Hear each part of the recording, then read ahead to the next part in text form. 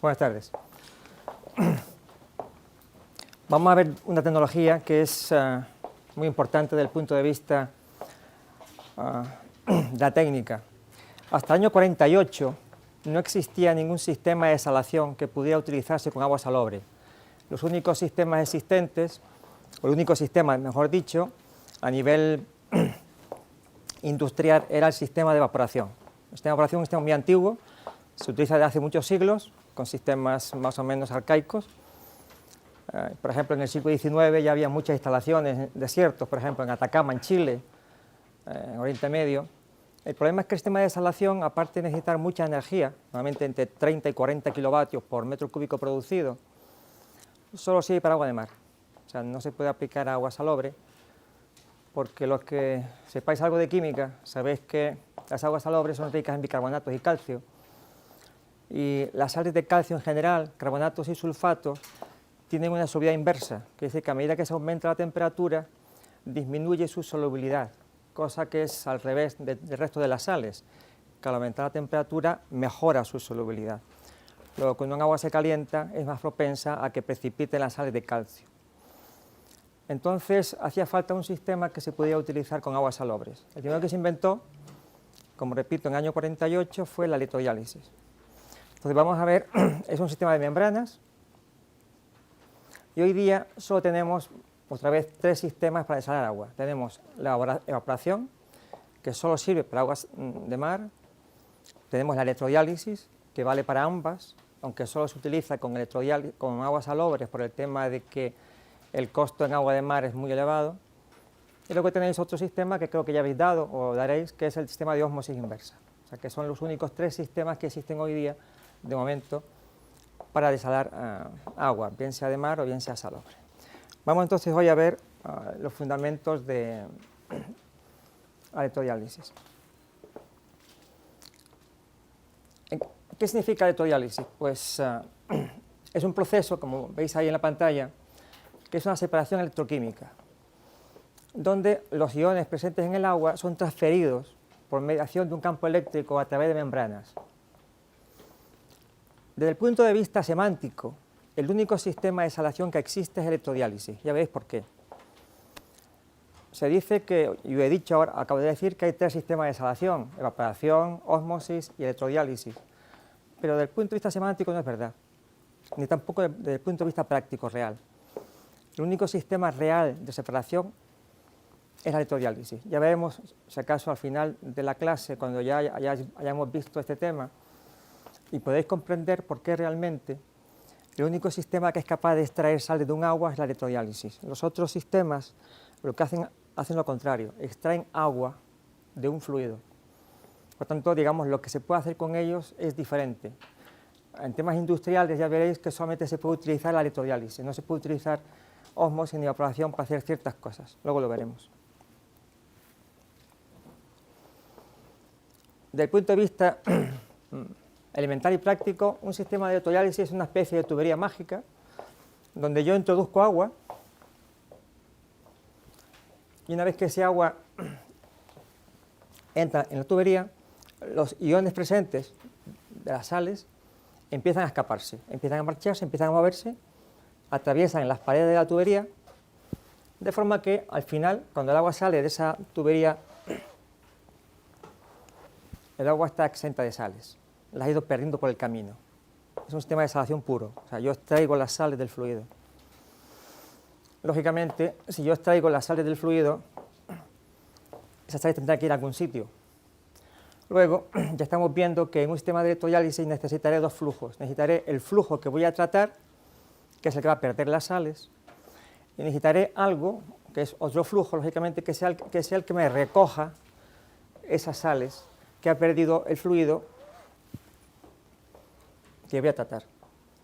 Por lo tanto, ya tenemos que utilizar una terminología que es igual en todos los procedimientos, donde hay tres palabras que tenéis que recordar, que es alimentación, es el agua que se alimenta a un sistema para ser desalado; el producto, que es ya el agua, digamos, que voy a utilizar ya sin sales, la que he mejorado; y luego un concentrado, que es el agua que va a sacar del sistema aquellas sales que ha perdido lógicamente el producto. O sea, tengo una entrada y dos salidas. Una de las salidas es agua más o menos pura y la otra salida es un agua más concentrada porque es la que arrastra fuera del sistema las sales que ha perdido lógicamente el producto. También muchas veces, y en la jerga nuestra, en vez de concentrado se suele usar la palabra salmuera. O sea que cuando leáis artículos o libros o otras conferencias, pues también se suele decir salmuera en vez de concentrado. ¿En qué se basa la electrodiálisis? Pues todo lo conocéis. Sabéis que cuando decimos agua, en realidad estamos hablando de una forma un poco imperfecta, porque no hay dos aguas iguales. Y la palabra agua en realidad se debería definir como agua pura, un agua sin iones. Cualquier otra agua en realidad es una especie de sopa, donde hay ciertas cosas que varían según la fuente de ese agua, ¿no? Luego en un agua nos encontramos diferentes iones, diferentes sales, que como sabéis, el agua, al ser un disolvente universal, lo que hace es que cualquier sal en forma cristalina que entre en el agua, inmediatamente el agua lo va a disociar en sus iones elementales, positivos y negativos. De forma que entonces en el agua lo que tenemos realmente es un conjunto de iones que han sido disociados a partir de las sales que entraron dentro de ese agua. Sabéis que si yo introduzco unos electrodos de corriente continua dentro de un recipiente donde yo tengo agua con iones, mientras mantenga el interruptor abierto, lógicamente aquí no pasa nada y los iones están, digamos, dentro de esa masa de agua de una forma irregular, pero tan pronto yo cierro el interruptor y aplico un campo eléctrico de corriente continua, lógicamente los iones, al estar cargados bien positivamente o negativamente, tenderán a moverse hacia el electrodo de carga contraria, los cationes hacia el cátodo y los aniones hacia el ánodo. Con respecto al cátodo y ánodo, si entráis en Google, veréis que hay mucha información sobre el tema, de que la gente se equivoca, de que cuál es el cátodo y cuál es el ánodo, cuál es el positivo y cuál es el negativo, ¿no? Y eso viene porque antiguamente, como se pensaba que la corriente la transportaban los protones y no los electrones, se dibujaba la corriente siempre yendo de la parte positiva a la parte negativa y no al revés. Hay que recordar que el cátodo es aquel elemento al que se dirigen los cationes. Es una forma un poco de recordar cuál es el positivo y cuál es el negativo, que a veces eso. Entonces, el cátodo no es el que tiene la carga positiva, sino todo lo contrario, tiene la negativa. El cátodo es aquel que atrae a los cationes y ánodo es el que atrae a los aniones, ¿no? Entonces, el cátodo es el negativo y el ánodo es el positivo. Entonces comienzan a moverse los iones, cada uno en un sentido, o sea, los positivos todos hacia la derecha y en este caso los negativos todos hacia la izquierda. Y al cabo de un tiempo yo tendría algo como esto. Tendría todos los iones positivos, aquí se han dibujado lógicamente solamente el sodio, pues serían todos los demás, calcio, magnesio, todos los que haya, ¿no? Estarían todos depositados encima del electrodo negativo, el cátodo, y todos los negativos estarían depositados encima del ánodo. ¿Qué habría aquí en medio? Nada, agua. Como sabéis, llegado a este momento, si aquí hubiese un amperímetro, la corriente sería cero. Al no haber ya, digamos, movimiento de electrones, no hay corriente. Al final, la corriente eléctrica, como sabéis, es un movimiento de electrones. Si no hay movimientos o de iones, pues no hay corriente. O sea, el amperímetro marcaría cero. O sea, ya no pasaría corriente. ¿Por qué? Porque el agua tiene una resistencia infinita. O sea, el agua pura no conduce la electricidad. Por eso a los presos americanos que los mataban con la silla eléctrica le ponían, digamos, en la cabeza, en las manos y en los pies unas esponjas cargadas de agua salada, ¿no? Lógicamente para aumentar el paso de la corriente, ¿no? El agua pura no conduce la corriente eléctrica. Esta sería una forma bruta de hacer una desalación. Si yo tuviese una bañera o un gran depósito de esta forma, ahora yo podría venir aquí con unos cubos o una bomba y extraer el agua que está aquí en medio, ¿no? Es una forma un poco vasta de hacer la desalación.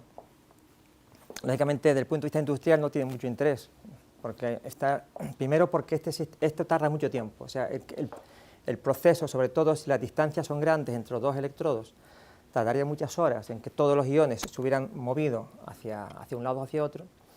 Y segundo, que no tiene mucho sentido, sería un sistema de operación en lotes, que no es muy práctico. Pero, digamos, a nivel laboratorio pues se hace, y es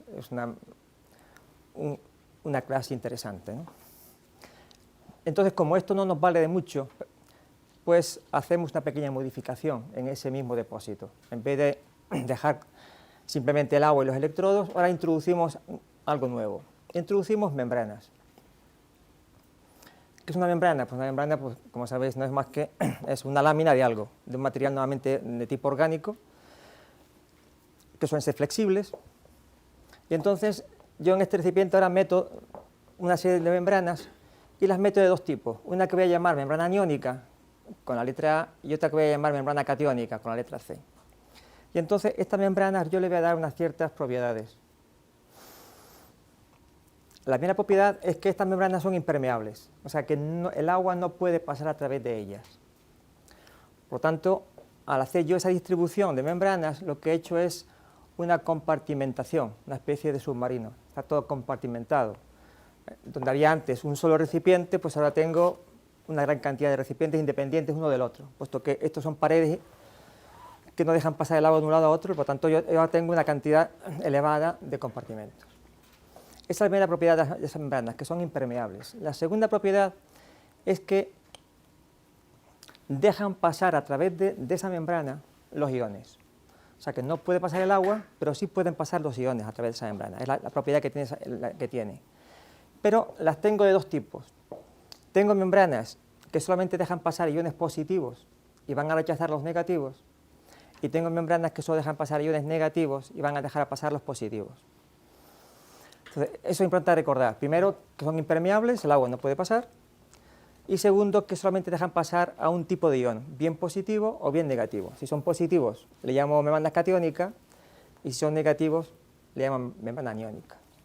Si ahora cierro el interruptor, como antes, puedo estudiar qué es lo que pasa ahora. Ahora ya no hay un solo compartimento, ahora hay una serie de ellos.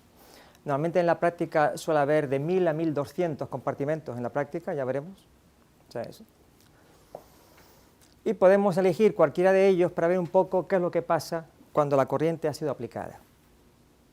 Por ejemplo, si vamos a coger este compartimento y analizamos lo que le pasa, por ejemplo, a un ion negativo, como puede ser el cloruro, este ion negativo, lógicamente, tiende a ir hacia el ánodo,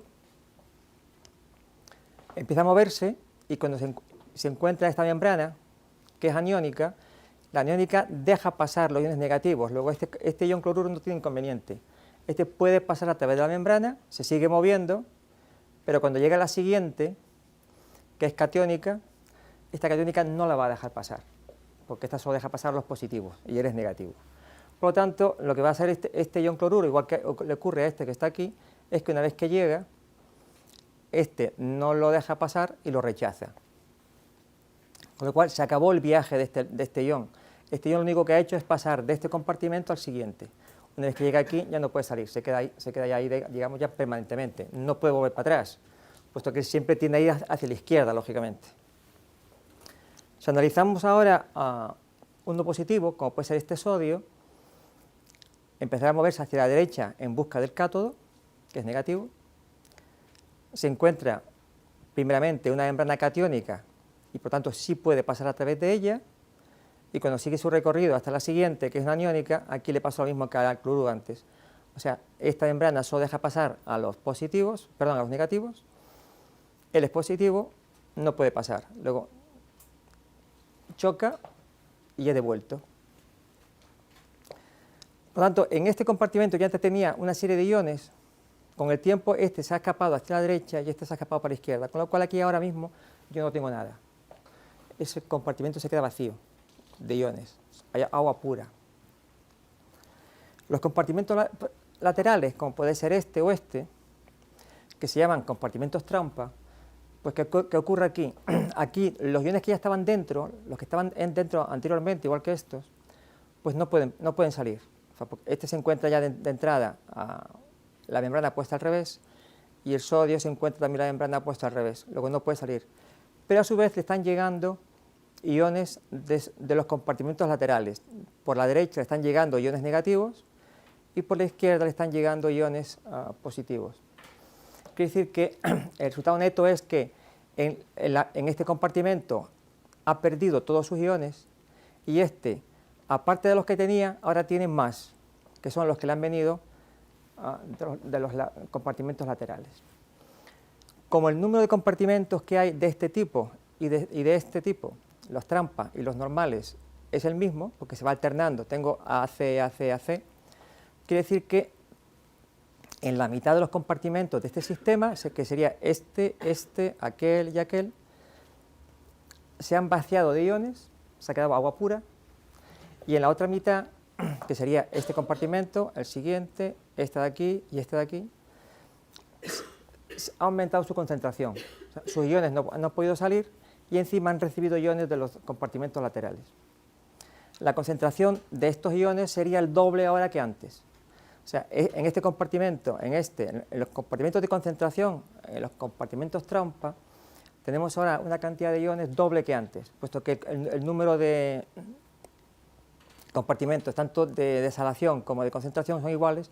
Entonces, si este pierde todos sus iones, lógicamente el de al lado tiene el doble. O sea, tendremos una concentración doble. O sea, este sería, digamos, un poco la foto de lo que pasaría al cabo de un tiempo, donde ya todos los compartimentos se han vaciado de iones, la mitad de ellos, y la otra mitad tienen ahora el doble de iones que tenían antes, ha aumentado su concentración al doble. Ahora estamos, digamos, en la misma forma que estábamos anteriormente. Tengo una serie de compartimentos llenos de agua desalada, sin iones, y tengo ahora que ver cómo aprovecho yo ese agua para mi uso, tanto potable como industrial. Lo que se hace es, lógicamente,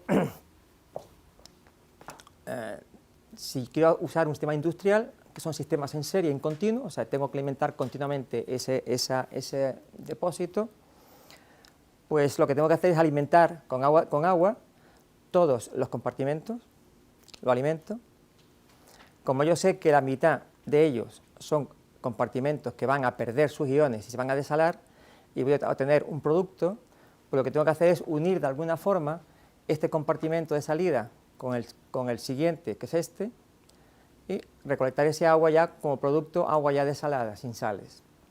Lógicamente, como también tengo otro número igual de compartimentos que se han concentrado al doble, que han recogido las sales, que han perdido los laterales, pues tengo que hacer lo mismo. Tengo que coger este compartimento y unirlos, y este sería el concentrado, o la salmuera, que es el producto que tengo luego que eliminar de alguna forma, bien echándolo a un río, a un lago o al mar, que es lo más corriente, ¿no?, cuando estamos en las costas.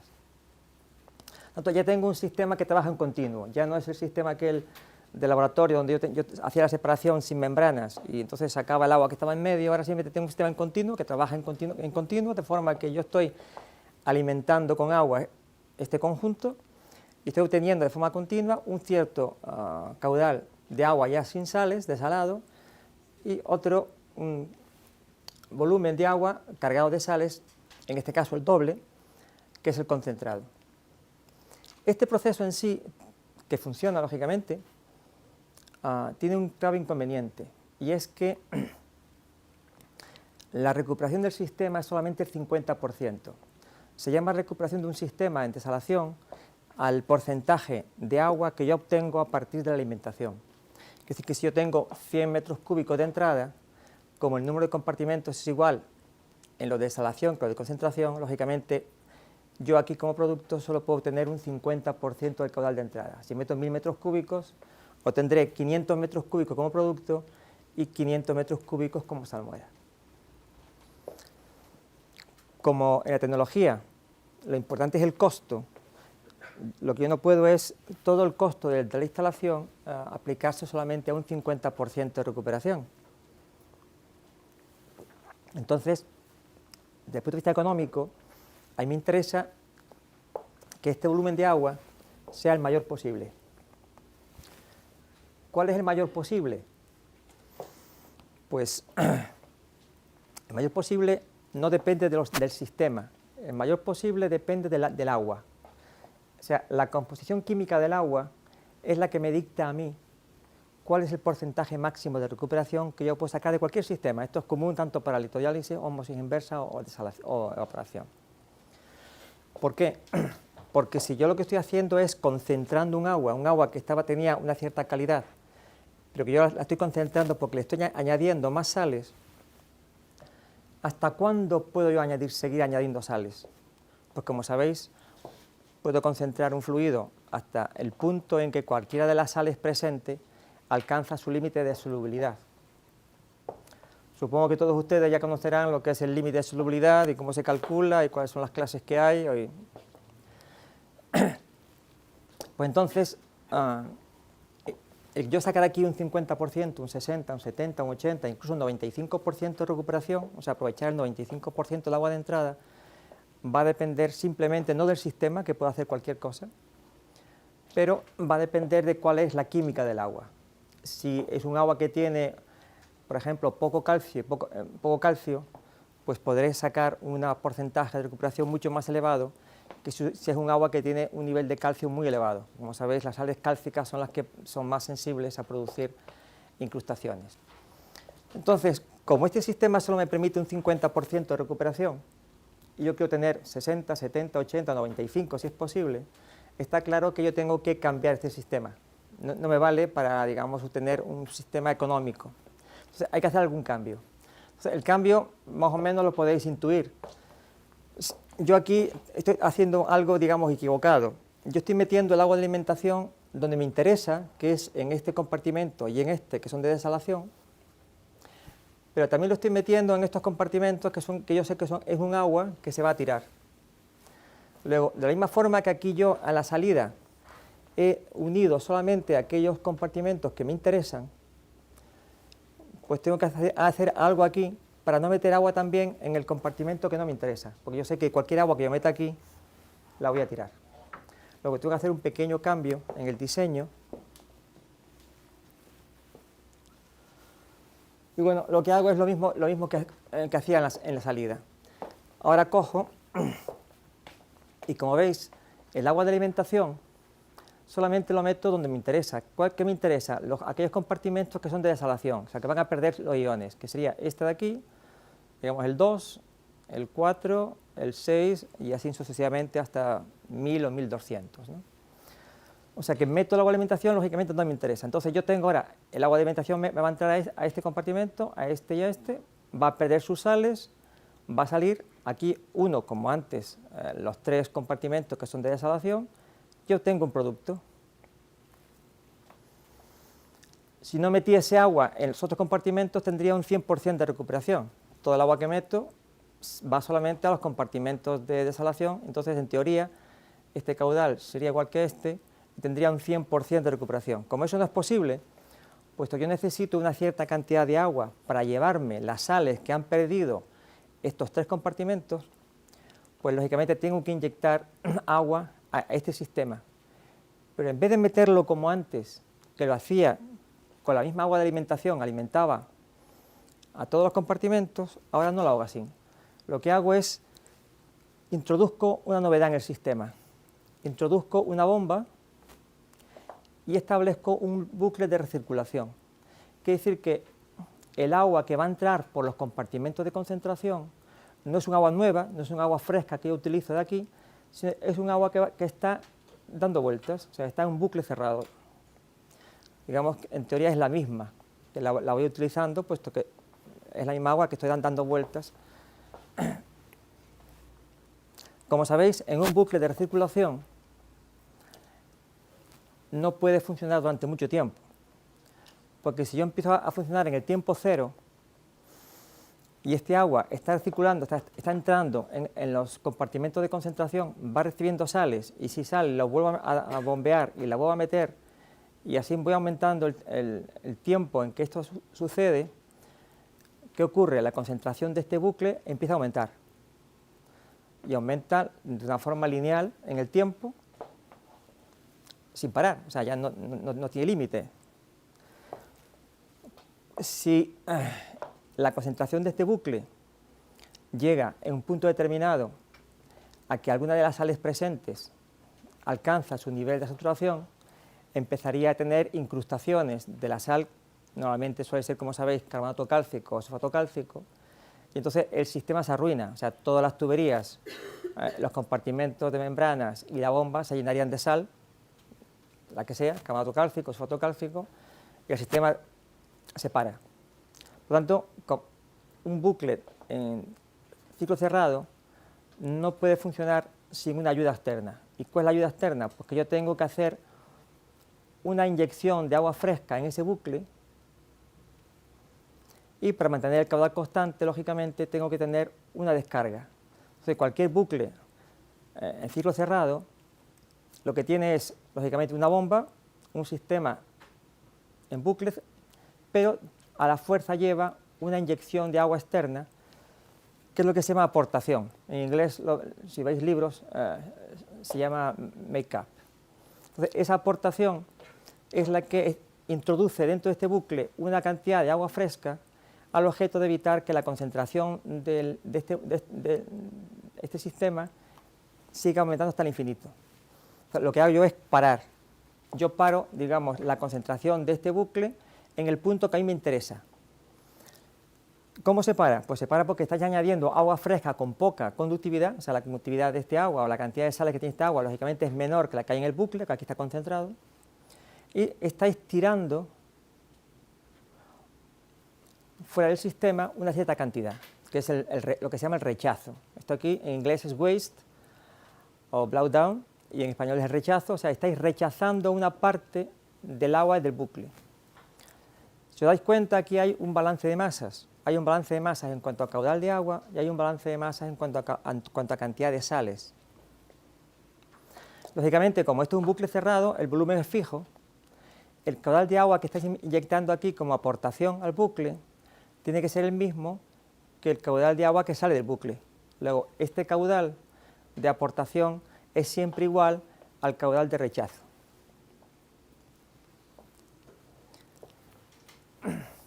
Y luego, ¿cuál es el balance de sales? Pues lógicamente, todas las sales que ha perdido el producto, suponeros que entra con 3.000 partes por millón, sale con 0.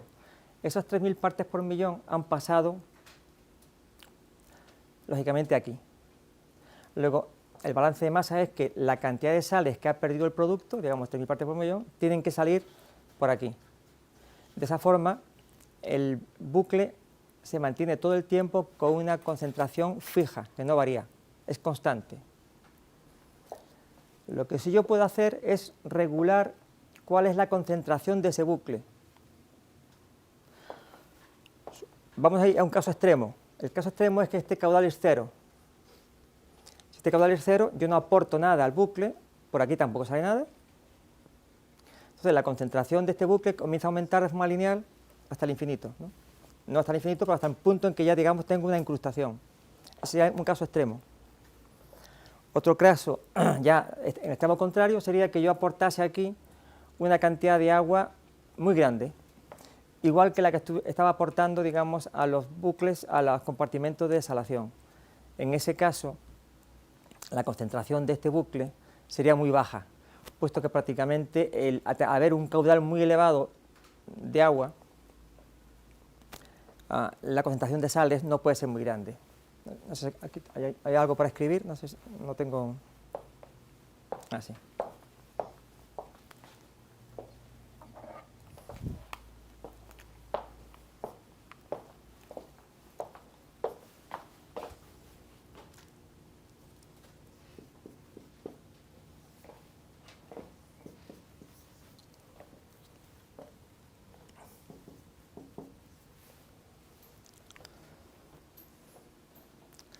El caudal de agua de alimentación multiplicado por su concentración en partes por millón,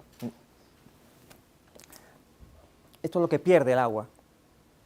O sea, el agua entra con una cierta cantidad de sales, sale con 0, luego deja atrás una cierta cantidad de sales en kilos por hora o kilos por minuto o lo que sea, que es el caudal multiplicado por su concentración. ¿Eso aquí es igual al caudal de descarga, o sea, al caudal de rechazo aquí, por la concentración de rechazo, ¿no?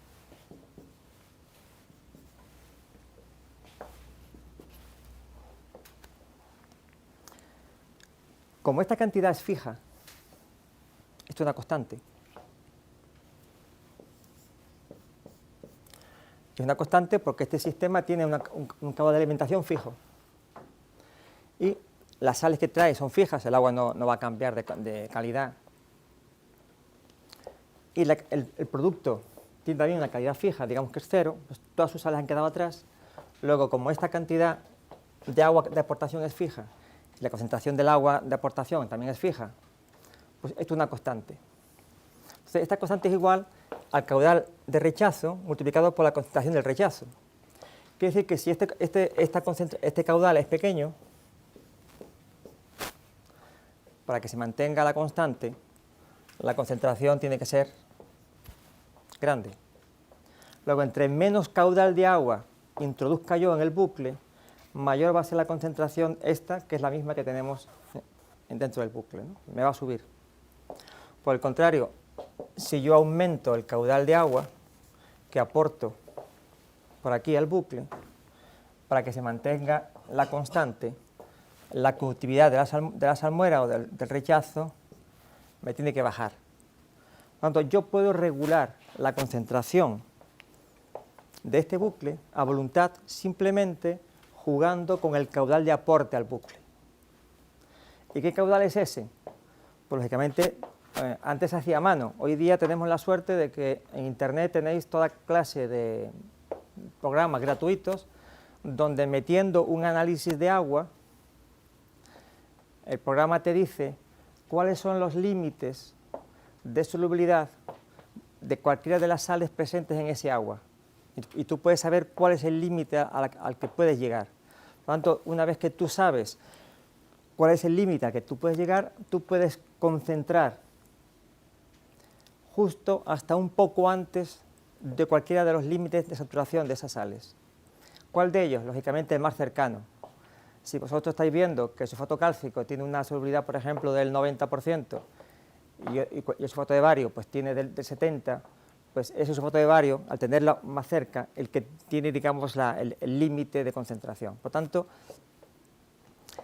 es solamente una de las sales presentes en el agua la que te va a fijar a ti cuál es el límite a la que puedes llegar en la concentración de bucle de salmuera.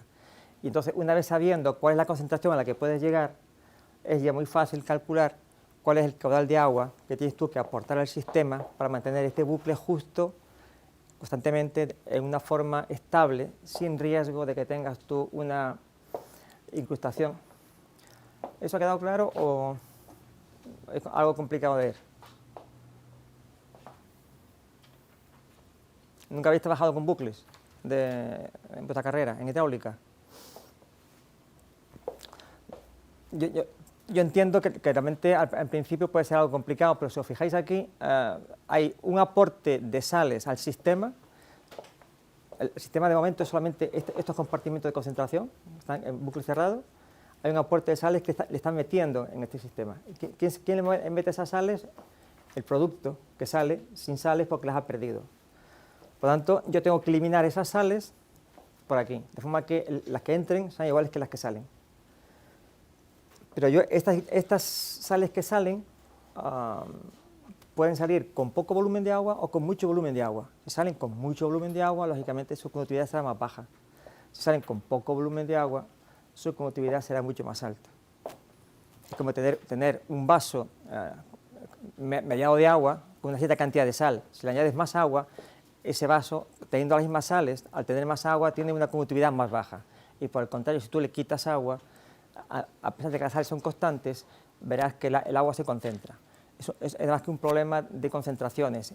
¿Qué cantidad de sales tengo yo presentes en un cierto volumen de agua unitario?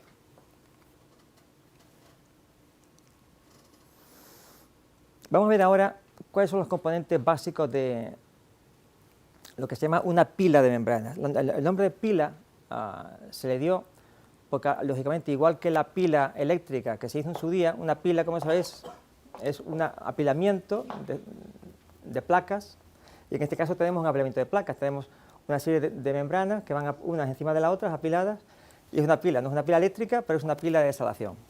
Entonces, el nombre del conjunto se llama pila. ¿Y cuáles son los componentes básicos para yo hacer un sistema de electrodiálisis? Pues, lógicamente, necesitaré las membranas, que era lo básico, y luego yo necesito corriente eléctrica. Hemos visto que, digamos, para hacer que los iones se muevan, necesitábamos aplicar un campo eléctrico, luego necesitamos los electrodos, el cátodo y el ánodo.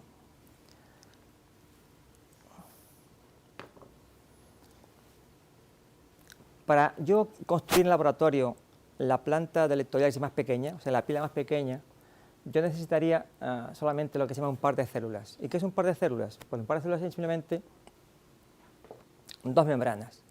Yo podría hacer el sistema con dos membranas. Una membrana de intercambio iónico, otra catiónica, y luego necesito unos elementos nuevos que se habéis dado ósmosis inversa, también lo habréis visto allí, que son lo que se llaman los espaciadores.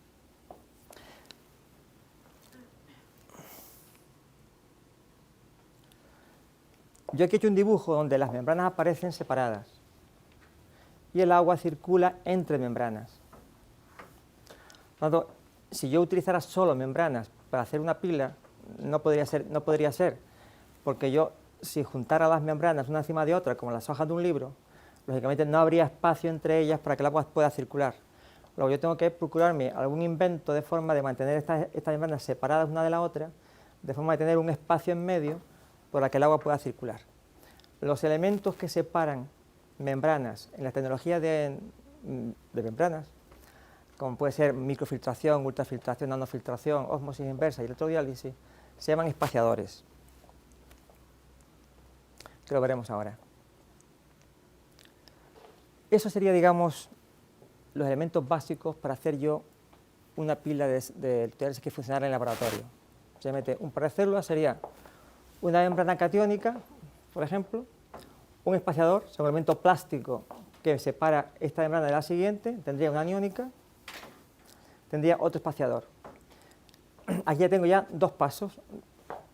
Aquí tendría, por ejemplo, el agua que voy a tratar, y aquí tengo el concentrado, la salmuera, que me va a recoger las sales, que va a perder el agua que está en este compartimento.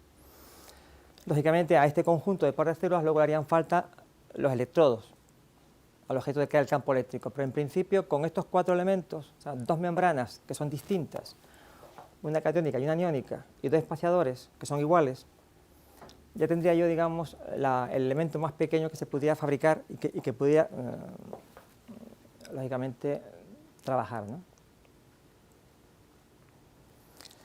¿Cómo son las membranas de electrodiálisis? Pues son unas láminas flexibles. Normalmente suelen tener 1 milímetro de espesor, son flexibles, como veis, se pueden doblar, y la longitud y el ancho depende de cada fabricante. En general estamos hablando de valores medios entre 1 metro de largo por medio metro de ancho, suelen ser valores más o menos estándares, ¿no? Este sería, aquí en la foto veis una membrana, aquí veis otra, y aquí veis una malla, que es el espaciador, el elemento por el cual circula el agua y separa dos membranas. Vamos a ver ahora por separado cuáles son las condiciones de una membrana y cuáles son las condiciones de un espaciador, que son los elementos básicos para hacer la pila. Lógicamente debe discriminar entre iones de carga opuesta, así lo vimos antes. Unas tienen que dejar pasar los positivos y otras dejar pasar solo los negativos. Lógicamente tienen que ser conductoras, porque si no fueran conductoras no podrían pasar los iones a través de ellas. Debe ser impermeable para que no haya un paso de agua de un lado a otro. Tienen que poseer resistencia mecánica para que yo pueda con las manos manejarlas, montarlas, desmontarlas sin que se me rompan. Algo muy importante en química, en tratamiento de aguas, que las membranas tengan resistencia química, o sea que yo pueda lavarlas bien con pHs cercanos a 0 o bien con pHs cercanos a 14, que pueda yo lavarlas con cualquier rango de pH sin que esa membrana se vea afectada o destruida. Desde el punto de vista económico, pues lógicamente que tengan una vida larga, que no tenga yo que cambiarlas con mucha frecuencia, y que sean flexibles, de forma que puedan ser fáciles de manejar. ¿Cómo se hace, cómo se construye una membrana, por ejemplo, catiónica? La membrana catiónica es la que va a atraer a los cationes, o sea, a los positivos. Luego, si yo tengo que hacer algo que me atraiga los iones positivos y que me rechace los negativos, está claro que eso tiene que ser algo que tenga carga negativa. Si yo tengo algo con carga negativa, va a atraer a los iones positivos y va a rechazar a los negativos. Por tanto, una membrana catiónica de electrodiálisis no es más que una membrana que está cargada de radicales negativos. En química orgánica, sabéis que para utilizar un radical, lógicamente este radical no puede estar suelto, o sea, yo no puedo meter iones de sulfato dentro de un agua, tiene que ser algo sólido. Por lo tanto, tendré que buscar un compuesto orgánico sólido al que yo le pueda añadir radicales negativos. Entonces, lo que se hace en la práctica es, se coge una lámina de poliestireno y se le aplican radicales negativos. En este caso, el radical que se utiliza es el radical SO3, el grupo sulfonato. ¿Por qué se utiliza el radical SO3 y no se utiliza cualquier otro negativo? Porque hay radicales iones negativos, hay muchos, ¿no? Hay miles. Normalmente siempre en la industria se trata de copiar la naturaleza. Y la naturaleza utiliza este ion, el ion SO3, porque tiene una serie de ventajas importantes. En primer lugar, siempre que hablamos de membranas, sean de esta electrodiálisis, ósmosis o membranas de ultrafiltración o microfiltración, la primera cosa importante que necesitamos es que las membranas sean hidrofílicas. Sabéis que hidrofílico es todo aquel compuesto que es amante del agua. El contrario es el hidrofóbico, aquellos compuestos que repelen el agua. Si yo quiero que el agua se pegue a la membrana, o sea, que el agua esté en contacto con el agua, tendré que hacer que la membrana sea hidrofílica para que atraiga el agua. Porque si yo tuviese una membrana hidrofóbica, el agua no llegaría a pegarse. El agua se separaría de la membrana. Entonces sería imposible el paso de iones del agua a la membrana, puesto que no se tocan. Habría como un vacío en medio y el agua no llegaría a tocarlo. Sería una membrana completamente hidrofóbica. Por eso todas las membranas son hidrofílicas, o se trata que sean hidrofílicas. Muchas veces cuando el material que se usa no lo es, se le da un baño de otra sustancia que es hidrofílica, para convertir una membrana que no lo es en hidrofílica. Es muy importante en la tecnología del agua, de membranas, que sean lo más hidrofílicas posible. Entonces, el ion SO3 es el más hidrofílico que existe en la naturaleza. Es el compuesto más hidrofílico, el más amante del agua. Y lo vais a ver enseguida. Si recordáis, el ácido sulfúrico es el ácido que tiene una gran afinidad por el agua, tanta que sabéis que cuando se pone en contacto el agua con el ácido sulfúrico hierve, salta. Incluso hay que tener cuidado porque te puede saltar los ojos, si lo haces al revés, no haces el ácido sobre el agua y no el agua sobre el ácido. El ácido sulfúrico no es más que un derivado del radical SO3. SO3 más agua es ácido sulfúrico. Por eso de ahí le viene la gran afinidad. O sea, la gran afinidad que tiene el SO3 con el agua se la traspasa a su ácido correspondiente, que es el ácido sulfúrico. Entonces, hemos elegido este porque es el más hidrofílico que existe. Y entonces, un compuesto que tenga una base de poliestireno y que tenga asociado a cada molécula del poliestireno un radical SO3 es una membrana de electrodiálisis catiónica. ¿Qué ventajas tiene esta membrana? Pues tiene algo muy importante. Al ser, digamos, una membrana que está cargada negativamente, en el agua, como sabéis, aparte de los iones, hay también otras sustancias que dependen del tamaño. Hay sólidos en suspensión. Como sabéis, en un agua hay tres clases de sustancias. Están los sólidos en suspensión, los sólidos disueltos y los coloides. Solo hay tres, ¿no? Lógicamente, la tecnología de desalación lo que intenta es remover los sólidos disueltos. Los sólidos en suspensión hay otras tecnologías, filtración, clarificación, DAF, o sea, hay otras tecnologías. Las membranas o los sistemas de desalación van a quitar solamente los sólidos disueltos, pero aparte de los sólidos disueltos y los en suspensión, hay coloides. Y como sabéis, todos los coloides tienen carga negativa. Esa es la razón por la cual en tratamiento de aguas, en las tecnologías de floculación y de coagulación, se añaden al agua sustancias con carga positiva al objeto de removerlos, como puede ser el hierro o el aluminio. Pues, como siempre en el agua van a venir coloides que no hemos podido retirar, La ventaja que tiene esta membrana es que al tener carga negativa y tener los coloides carga negativa, esta membrana nunca se va a ensuciar. El problema de todas las membranas en general es que se ensucian, sean de filtración, sean de ósmosis, sean estas, se ensucian por los coloides presentes en el agua. Como esta membrana es negativa y el coloide es negativo, no hay problema. Esta membrana va a permanecer limpia toda su vida. Es una membrana que nunca se ensucia por el hecho de que está cargada negativamente. Es una gran ventaja. Otra ventaja es que este enlace entre el radical SO3 y el poliestireno es muy fuerte. Digamos que puede soportar pHs extremos, pH casi de 0, pH 14, sin que este enlace se rompa. Es un enlace muy fuerte.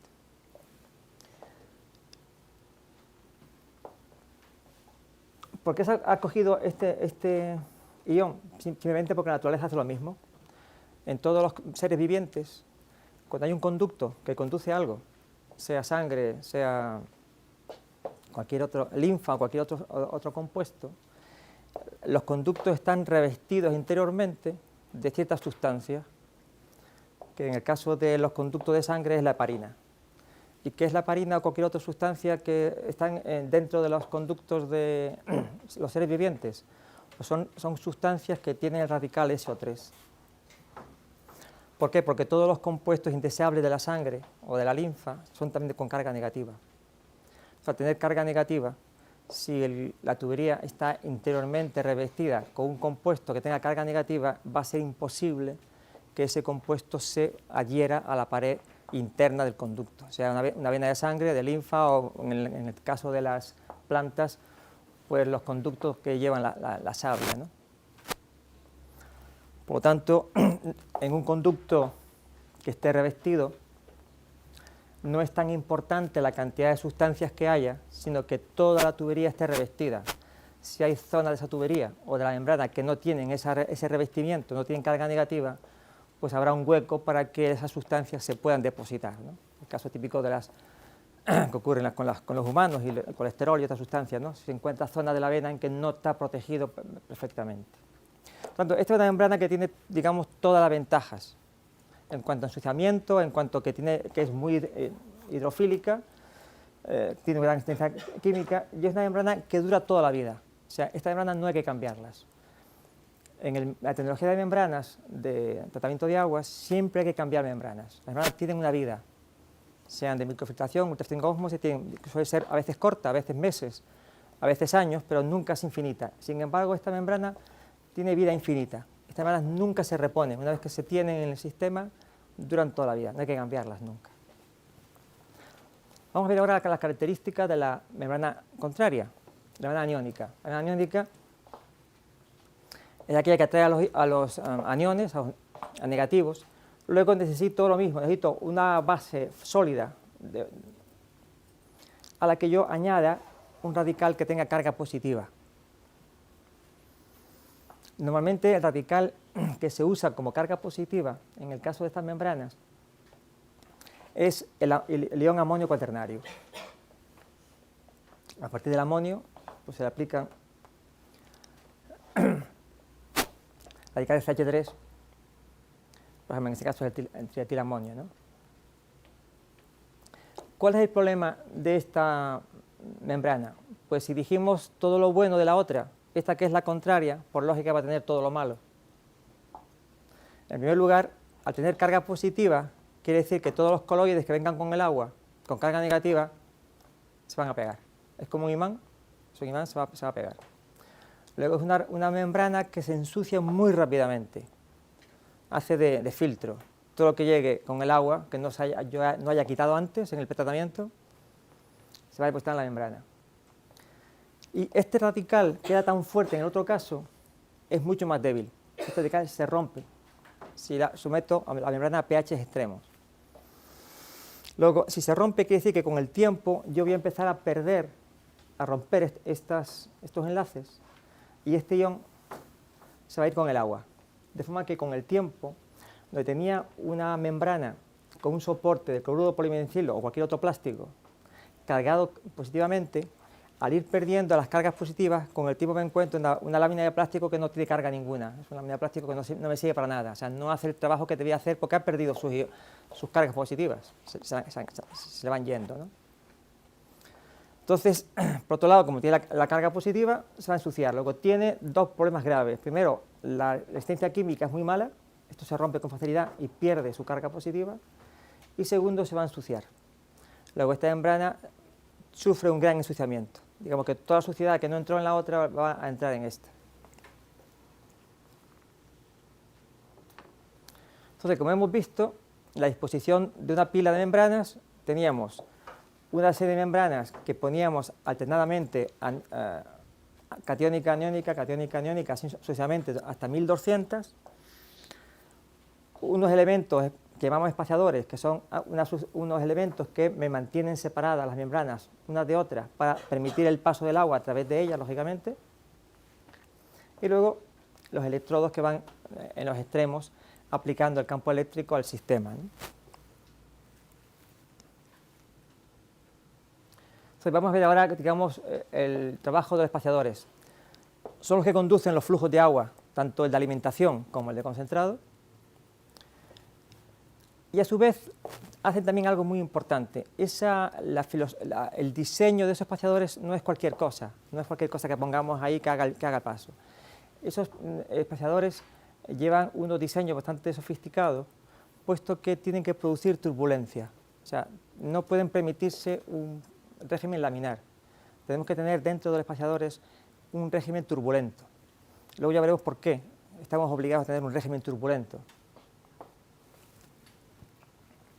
El régimen turbulento se aplica siempre, o sea, las tecnologías de membranas son todas iguales, sea membranas de microfiltración, ultrafiltración, ósmosis, hay unos elementos básicos que son comunes a todas ellas, y en este caso es que siempre el régimen del agua en un sistema de membranas tiene que ser turbulento, no puede ser lineal, no puede ser laminar. O sea, entonces el espaciador, aquí tenéis un corte en dibujo, tiene que tener una forma especial, de forma que cuando el agua se introduzca en el sistema entre dos membranas, no tenga un régimen laminar, sino que vaya haciendo algún tipo de figura, de forma que produzca turbulencias. En este caso, como sabéis, se producen turbulencias en estas zonas muertas, ¿no? Aquí esta zona muerta se produce una turbulencia, aquí tenemos otra, tenemos turbulencias en estas esquinas. Y entre mayor es la turbulencia, mejor. O sea, lo normal es que tenga un número de Reynolds lo más alto posible, que la turbulencia sea lo más elevada posible. Es la función de todos los espaciadores en cualquier sistema de membrana.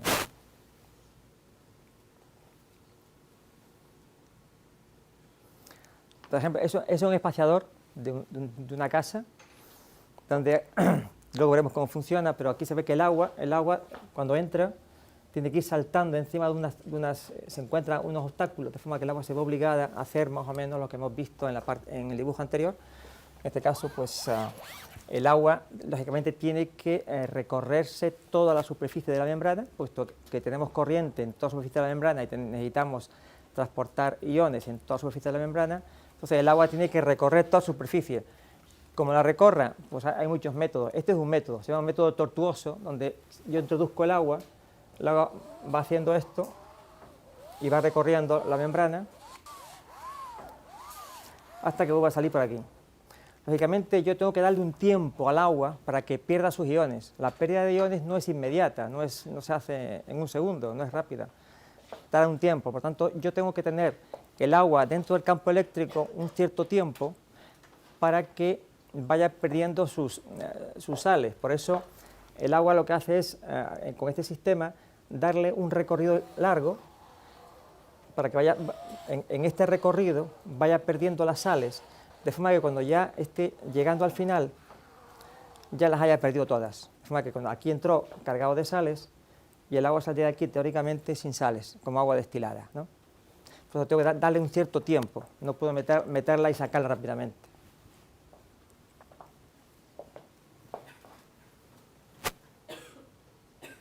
Ese otro modelo, donde aquí es un flujo es un caudal muy ancho, o sea, es una zona muy ancha, de forma que el agua entra, al aumentar su sección, baja su velocidad, entonces va muy lentamente, dando tiempo a que durante este recorrido, lógicamente el agua salga por aquí ya con el agua desalada.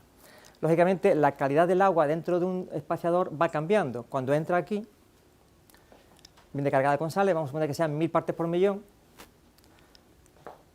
Cuando sale aquí, saldría con 0. Es decir, si aquí tengo 1000 y aquí tengo 0, pues aquí tendría 500, ¿no? Tendría 1000, 750, 500, 250 y 0. O sea, va bajando de forma lineal la cantidad de sales en el flujo, porque lo va perdiendo de forma continuada, de una forma lineal continuada. Luego, si aquí entra con 1000, tendría 750, 500 partes por millón, 250 partes por millón y 0 partes por millón. En el compartimento de al lado, que tengo concentrado, ocurre lo contrario. Si aquí pierdo conductividad, aquí la gano. Si aquí tenemos, por ejemplo, 10.000 partes por millón, pues aquí tengo 1000, aquí puedo tener muy bien yo 10.000, 10 veces más. Si estaba trabajando, por ejemplo, con una recuperación de un 90%, tendría en la salmuera un 10% más de concentración que en la alimentación. Pues aquí tendría yo 10.000, pues aquí tendría 11.000, 12.000, 13.000, 14.000, 15.000, 16.000, 17.000, o sea, iría aumentando, puesto que va recibiendo las sales del compartimento de al lado. O sea, este compartimento le va pasando las sales a de forma que entonces su concentración va aumentando a su paso por el conjunto, mientras que en este caso el agua que voy a tratar va perdiendo sus sales, ¿no? Uno aumenta y otro disminuye, es lógico. Entonces, la acumulación de pares de células, que habíamos dicho que el básico era 2 membranas, una aniónica y otra catiónica, y 2 espaciadores, la acumulación entre 500 pares o 600 pares, que hacen 1200 membranas y 1200 espaciadores, es lo que se llama una pila de membranas. Lógicamente, como es un sistema que es un apilamiento, necesito algo, igual que un libro, necesito pegarlo por el dorso para que las hojas no se me salgan, ¿no? Luego aquí, para evitar que el agua que está aquí dentro, en estos espaciadores, se salga por los lados, me veo obligado a comprimirlo. Entonces se comprime con estos tensores que veis aquí, comprimimos todo el paquete, de forma que el agua no pueda salir al exterior, sino que se quede limitada al interior. De todas formas, como veis, el agua que circula dentro del espaciador tiene un marco.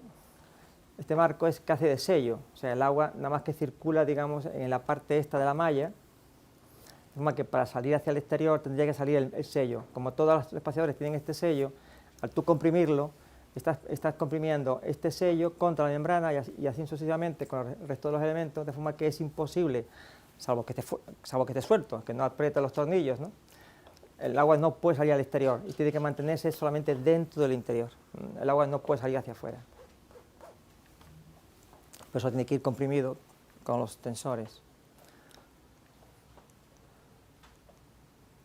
Ahí veis una foto de una pila real, o sea, más o menos que veáis cómo es. Aquí están, en este caso son 1200 elementos, son 600 elementos positivos, 600 negativos y 1200 espaciadores, con los electrodos colocados en los extremos. Aquí veis el cable con el que se alimenta de corriente el electrodo superior, y por aquí estará el cable que alimenta el electrodo inferior, y luego aquí veis los tensores que apretan todo el sistema con una placa de acero que va en la parte superior y otra en la parte inferior para rigidizar el conjunto, de forma que se comprime para evitar que el agua pueda salir hacia afuera. Y lógicamente tenéis las tuberías de alimentación del agua que entra y de las dos que salen. Entra una y salen dos.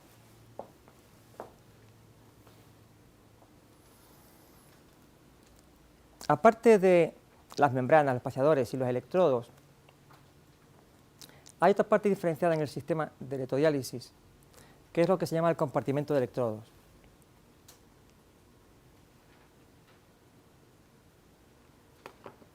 Dentro de una pila de desalación, como habéis visto, solamente hay movimiento de iones. Los iones se mueven de un compartimento al otro. No existen reacciones de oxidación-reducción, o sea, ningún ion se oxida ni se reduce. Solamente hay movimiento de iones.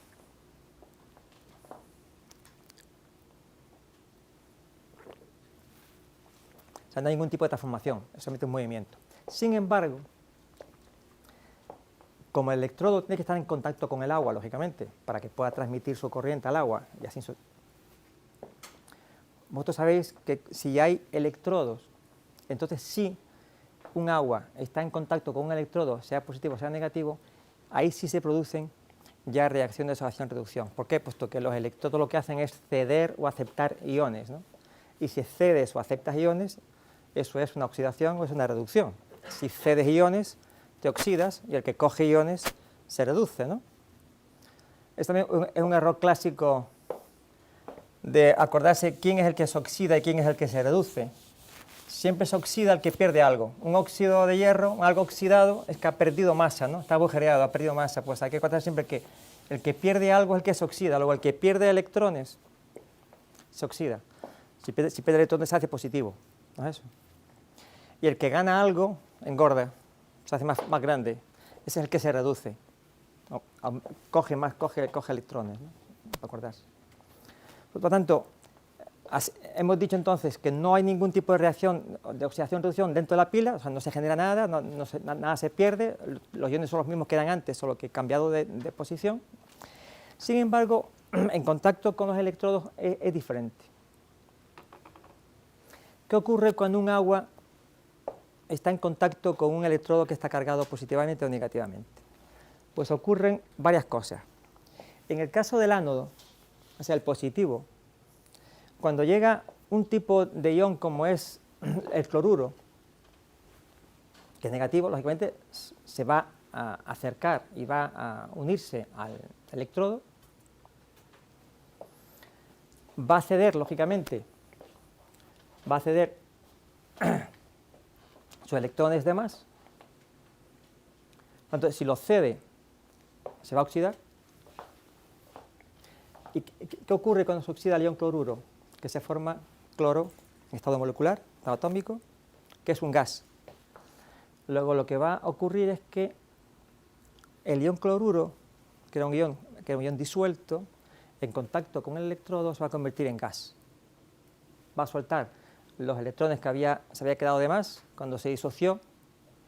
En su momento, cuando era un cloruro sódico o cualquier otra sal, entró en el agua, ganó un electrodo, y ahora en contacto con el electrodo positivo lo va a perder.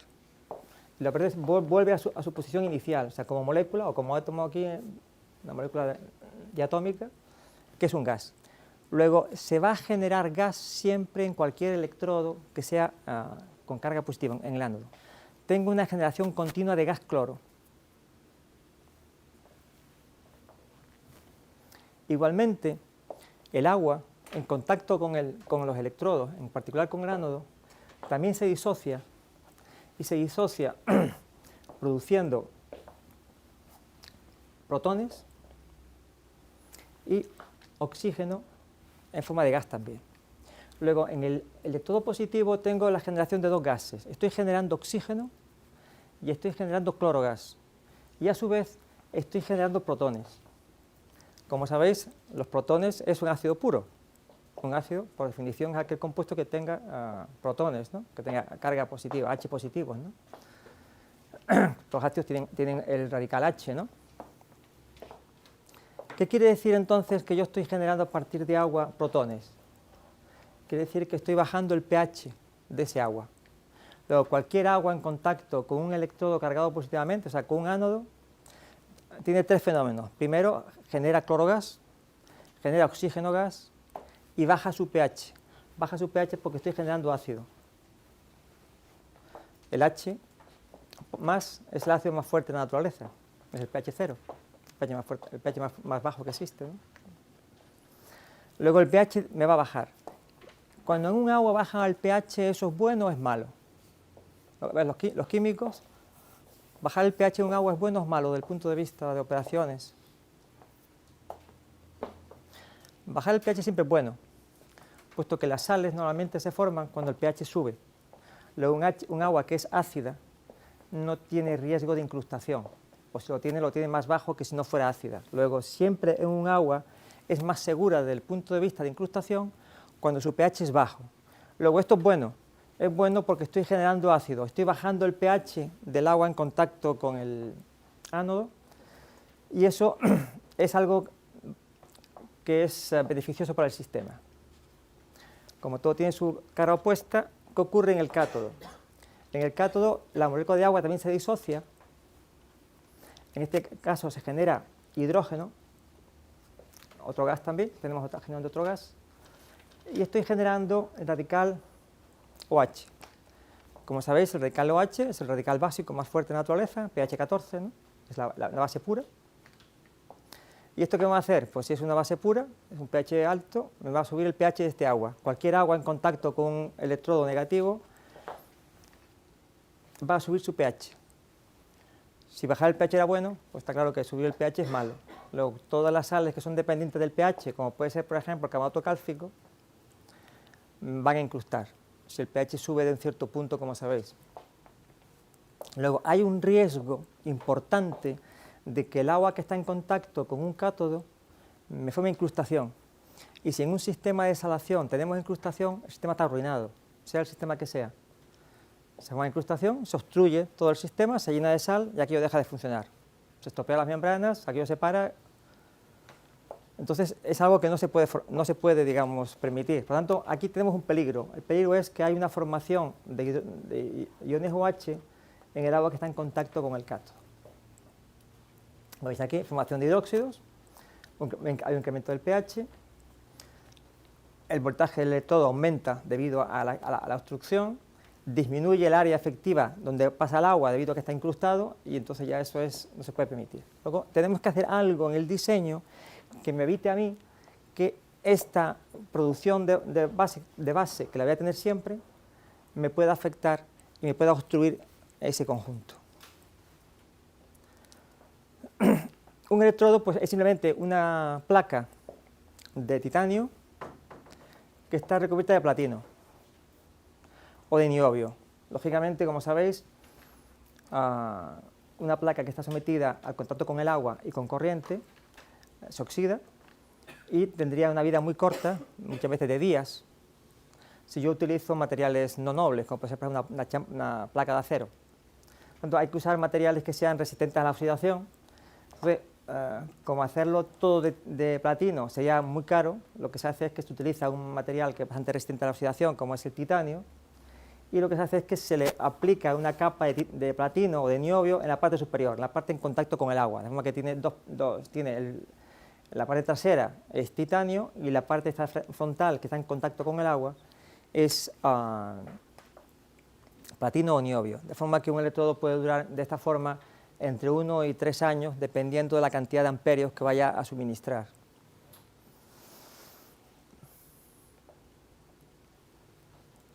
Entonces, como tengo esta generación de gases, habíamos dicho cloro, hidrógeno y oxígeno, yo normalmente no quiero que esos gases se mezclen con el agua que yo estoy tratando. Entonces lo que hago es separo.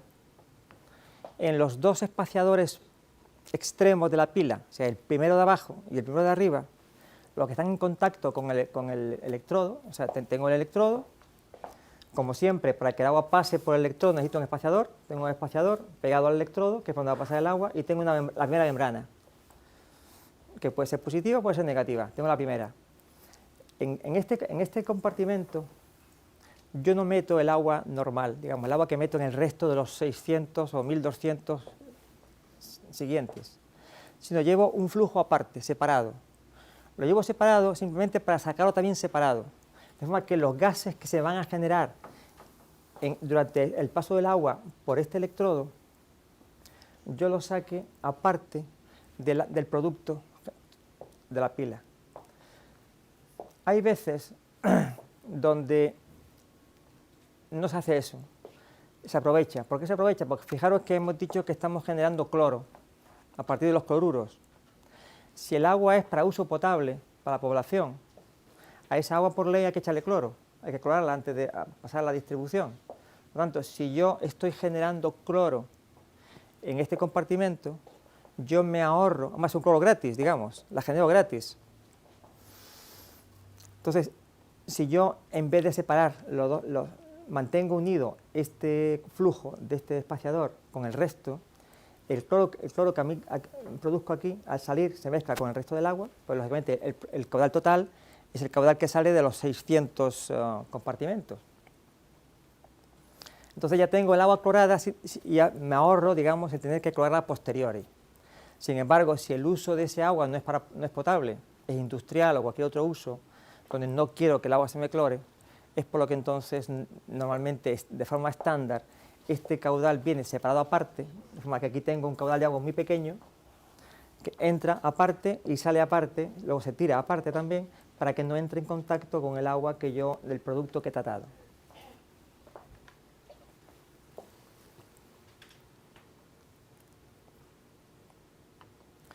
Siempre es importante saber en un sistema de cualquier cosa cuál es el rendimiento de un sistema, qué tan eficiente es. Cuando hablamos de bombas, por ejemplo, siempre es muy importante una bomba comprar una bomba que tenga una alta eficiencia, ¿no?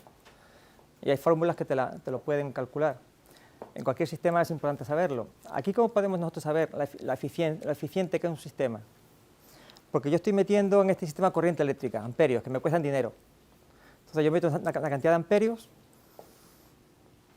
para intentar liberar parte de las sales que tiene un agua. ¿Cómo sé yo si los amperios que estoy metiendo son muchos o son pocos? ¿Cuál es la eficiencia del sistema? Pues es bastante fácil. Como sabéis, Faraday fue el que descubrió que para eliminar un mol de cualquier sal hace falta una cantidad fija de corriente, que es lo que se llama el número de Faraday, ¿no? O sea, hay que aplicar 96.500 amperios durante un segundo, o lo que es lo mismo equivalente, mantener una corriente de 26,8 amperios durante una hora. Entonces, si yo en una pila de electrolisis le aplico una intensidad de 26,8 amperios durante una hora, yo miro qué caudal de agua ha pasado durante esa hora por esa pila y miro qué calidad del agua tenía a la entrada y qué calidad tenía a la salida. Yo puedo comparar lo que yo he visto con lo que teóricamente debería ser. Lógicamente, en la naturaleza no existe el 100% de eficiencia, no somos capaces de llegar a eso.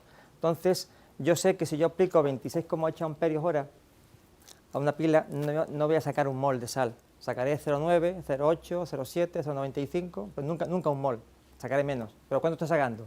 Estoy sacando 0,9, 0,8, 0,7, ¿cuál es la eficiencia, el rendimiento de esa pila? Bueno, pues es fácil de calcular. Si yo calculo lo que tengo con respecto al teórico, que es el número de Faraday, dividiendo puedo saber exactamente lo que tengo, ¿no? Entonces, es bastante fácil. O sea, si yo multiplico el número de Faraday por el caudal de agua que estoy pasando por el sistema, por la diferencia de normalidad, o sea, entre las sales a la entrada y la salida, o sea, yo sé la calidad del agua a la entrada, analizo la calidad de agua a la salida, la diferencia es lo que yo he extraído, he sacado, y lo divido por la intensidad y por el número de pares de células, porque tener en cuenta que si yo tengo aplicado, por ejemplo, 1 amperio a una pila con 50 pares de células, hago un trabajo. Y si sigo aplicando ese amperio y le pongo 100 pares, hago el trabajo doble. Y si le aplico 300 pares de células a ese amperio, entonces parece como que hemos inventado la pólvora, ¿no? Digo, bueno, con 1 amperio, entre más y más y más y más y más pares de células ponga, más agua puedo tratar y con ese amperio disminuyo la calidad del agua, no de un caudal pequeño, sino un caudal grande, tan grande como yo quiera, aumentando el número de... Y es cierto, eso es como en el oeste, que un disparo mataban a 6 indios que estaban todos en fila, ¿no? O sea, con 1 amperio saco sales en uno, en el siguiente, en el siguiente, en el siguiente, en el siguiente, entonces entre más ponga, parece que llegando al infinito, con un solo amperio podría sacar millones y millones de metros cúbicos a la hora, ¿no? Eso es cierto. Ese mismo amperio, al ir del todo superior al inferior, va haciendo el trabajo en todos los espaciadores que se encuentra. Es verdad, va eliminando sales en todos ellos. Lo que hay que recordar es que si tengo pocos pares de células, la resistencia va a ser pequeña. Luego el voltaje que tengo que aplicar es pequeño. Mientras que yo, para mantener ese amperio en una cantidad elevada de membranas, que es decir, un caudal muy elevado, la resistencia eléctrica es mucho mayor. Luego el voltaje que tengo que aplicar para conseguir ese amperio es mayor. Por tanto, lo que es cierto que con 1 amperio solo puedo eliminar sales de 100, de 200, de 500, de 1000 o de 2000 o de infinitas pares de células que tenga en el sistema. Lo cierto es que la potencia eléctrica, que es lo que realmente es importante, lo que me va a costar a mi dinero, la potencia eléctrica, es proporcional al voltaje multiplicado por la intensidad. Como el voltaje aumenta en proporción al número de células que tengo en operación, digamos, no hay ningún misterio, o sea, se mantiene la ley de la conservación de la energía. O sea, que la energía suministrada es igual a la energía producida, ¿no? O sea, que una cosa es el amperaje y otra cosa es realmente la potencia consumida, que va en función del voltaje, el cual depende a su vez de la resistencia eléctrica. Entonces, como dice aquí la fórmula, por eso entonces hay que dividir la fórmula por el número de pares de células que tengo, porque si no como aquí no aparece voltaje, sino solo aparece intensidad, en teoría aquí se me saldría un número muy por encima de 100% de rendimiento, lógicamente. Entonces tengo que dividir por el número de pares de células al objeto de retrotraer la fórmula a lo que ocurre solamente en un par de células, en un compartimento solamente. Entonces al dividir por el número ya la intensidad esta es como solamente ya se queda aplicada a un par de células. Y como dice la fórmula, este rendimiento no nos dice nada en cuanto al consumo energético, puesto que no hay voltaje aplicado. Solamente nos dice en cuanto al trabajo realizado por la corriente eléctrica. O sea, de cada amperio que yo meto en el sistema, cuántos de esos amperios trabajan y cuántos pierdo por alguna causa, ¿no? Aunque parezca mentira, este rendimiento suele ser muy alto. Normalmente suele ser por encima del 95%. O sea que las pérdidas en este sistema son bajas. O sea, casi toda la corriente hace su trabajo, o sea que son rendimientos elevados.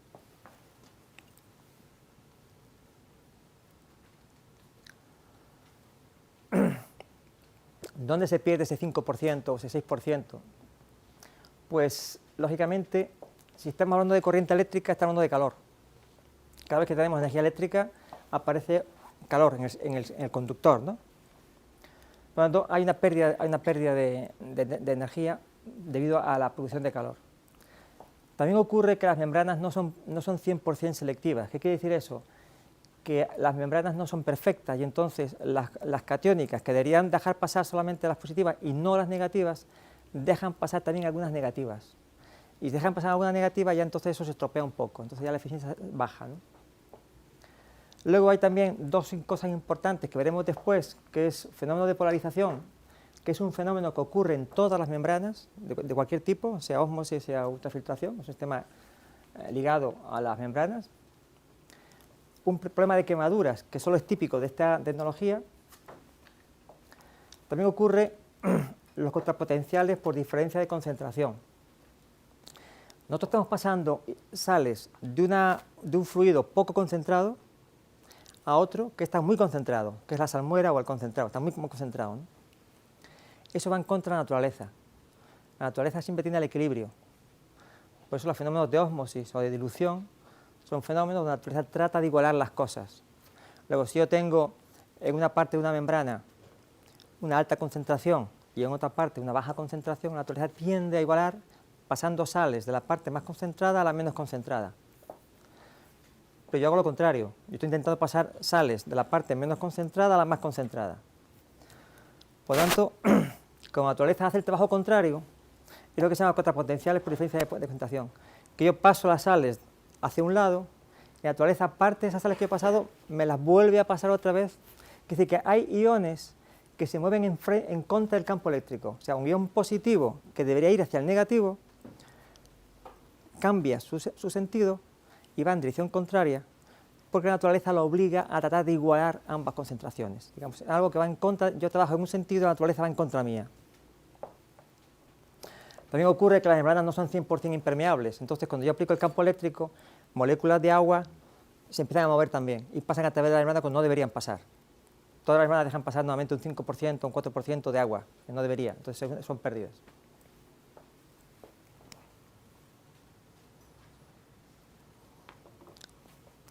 Cuando se inventó la electrodiálisis, se vio que tenía un problema grave, lo hemos visto. Las membranas aniónicas se ensucian muy rápidamente.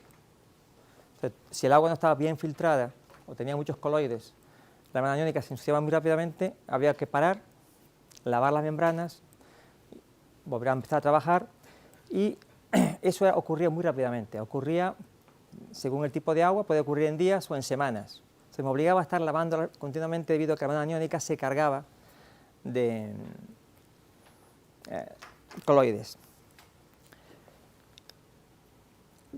En este mundo, si no hay, digamos, competencia, si no hay miedo, las cosas no se mueven. Entonces, cuando se inventó la electrodiálisis, llamada así, electrodiálisis, ED, electrodiálisis, y a pesar de que había este problema de que había que limpiar con mucha frecuencia la hermana aniónica, como no había otra cosa, o era eso o nada, pues lógicamente, de hecho, las empresas no tenían vendedores, la gente iba a comprar, porque era el único sistema que había para poder desalar agua salobre.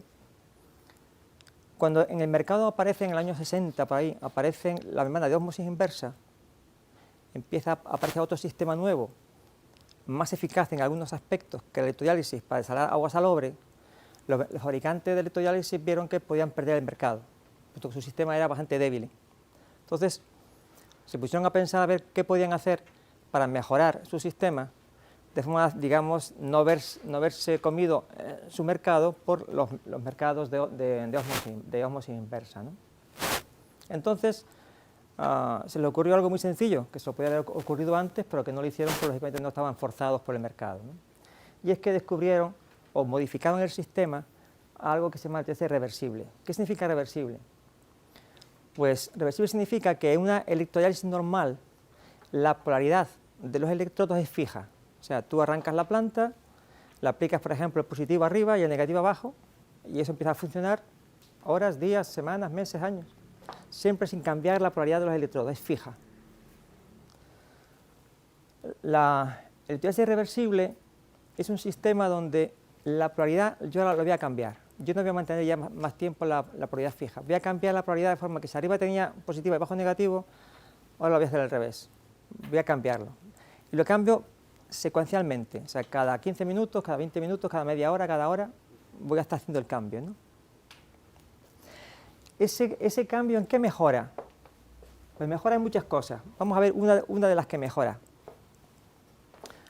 Suponeros que yo tengo un agua común y tengo, por ejemplo, una planta de ósmosis inversa, una planta de evaporación, suponiendo que la planta de evaporación pudiera tratar agua salobre. Tengo, por ejemplo, algo que no es un sistema de desalación, que es algo todo lo contrario, un sistema de concentración, una torre de refrigeración de una central térmica.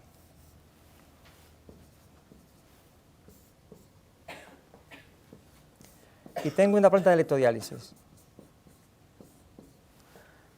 4 tecnologías muy diferentes, ¿no? Tengo una ósmosis inversa que es de membranas, una evaporación, una torre de refrigeración, que al final no es más que un sistema de desalación, donde no aprovecho el agua pura porque se me escapa en forma de vapor, pero no estoy extrayendo agua pura igual que aquí, de un agua, o sea que no la puedo aprovechar porque se va por la torre, claro. Y una electrodiálisis. Si el agua que yo alimento a estos 4 elementos es el agua la misma, la recuperación en porcentaje, o sea, el caudal de producto partido por el caudal de alimentación, vamos a ver que sea 70%,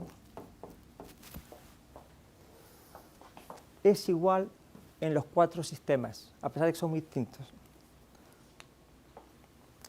Entonces la pregunta es, ¿por qué es igual en los 4 sistemas? Si son sistemas muy diferentes unos a otros, ¿no?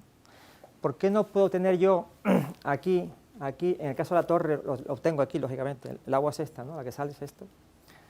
El producto de la operación, el vapor de la torre o el producto de la electrodiálisis, ¿por qué no puedo extraer yo en uno de ellos más de 70? 70 es el límite, porque todos tienen que trabajar todos a la vez en la misma recuperación, siendo sistemas muy distintos. Por lo que dijimos antes, la recuperación máxima de un sistema de tratamiento de aguas está fijado no por el sistema en sí, sino por el análisis del agua.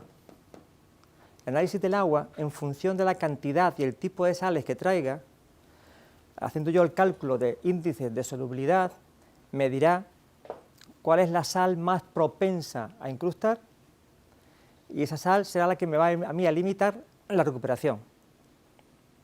Y si esa sal me dice que lo máximo que puedo concentrar un agua es hasta el 70%, porque si me paso de ahí, esa sal va a precipitar, ese es el límite, lo haga como lo haga. ¿De acuerdo? Luego, nunca depende del sistema, sino depende del análisis del agua. Entonces, cuando aparece hoy en el mercado la ED no tenía, digamos, ventajas en este aspecto. Todos tenían la misma recuperación. Y encima tenía el problema de que tenía un problema de ensuciamiento por la membrana aniónica. Entonces, se dijeron, ¿por qué no hacemos algo para que si los demás trabajan con el 70, yo trabaje con el 90?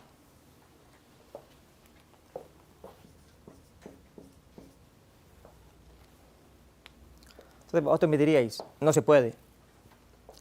Si usted se pone a trabajar con el 90%, al cabo de unos minutos o de unas horas, el sistema colapsa, ¿no?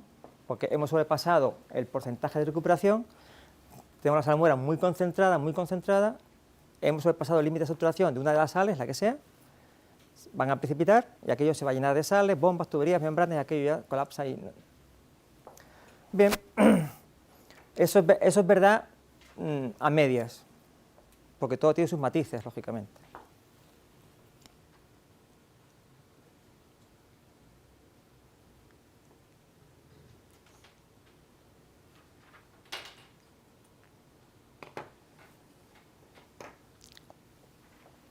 Vamos a ver primero qué significa reversible. Reversible es simplemente eso, que hay un cambio automático de polaridad. Si yo en un momento determinado estoy trabajando así, tengo arriba el ánodo y abajo el cátodo, lógicamente el hecho de que un espaciador u otro sean células de desalación o de concentración vendrán dadas como he colocado yo las membranas.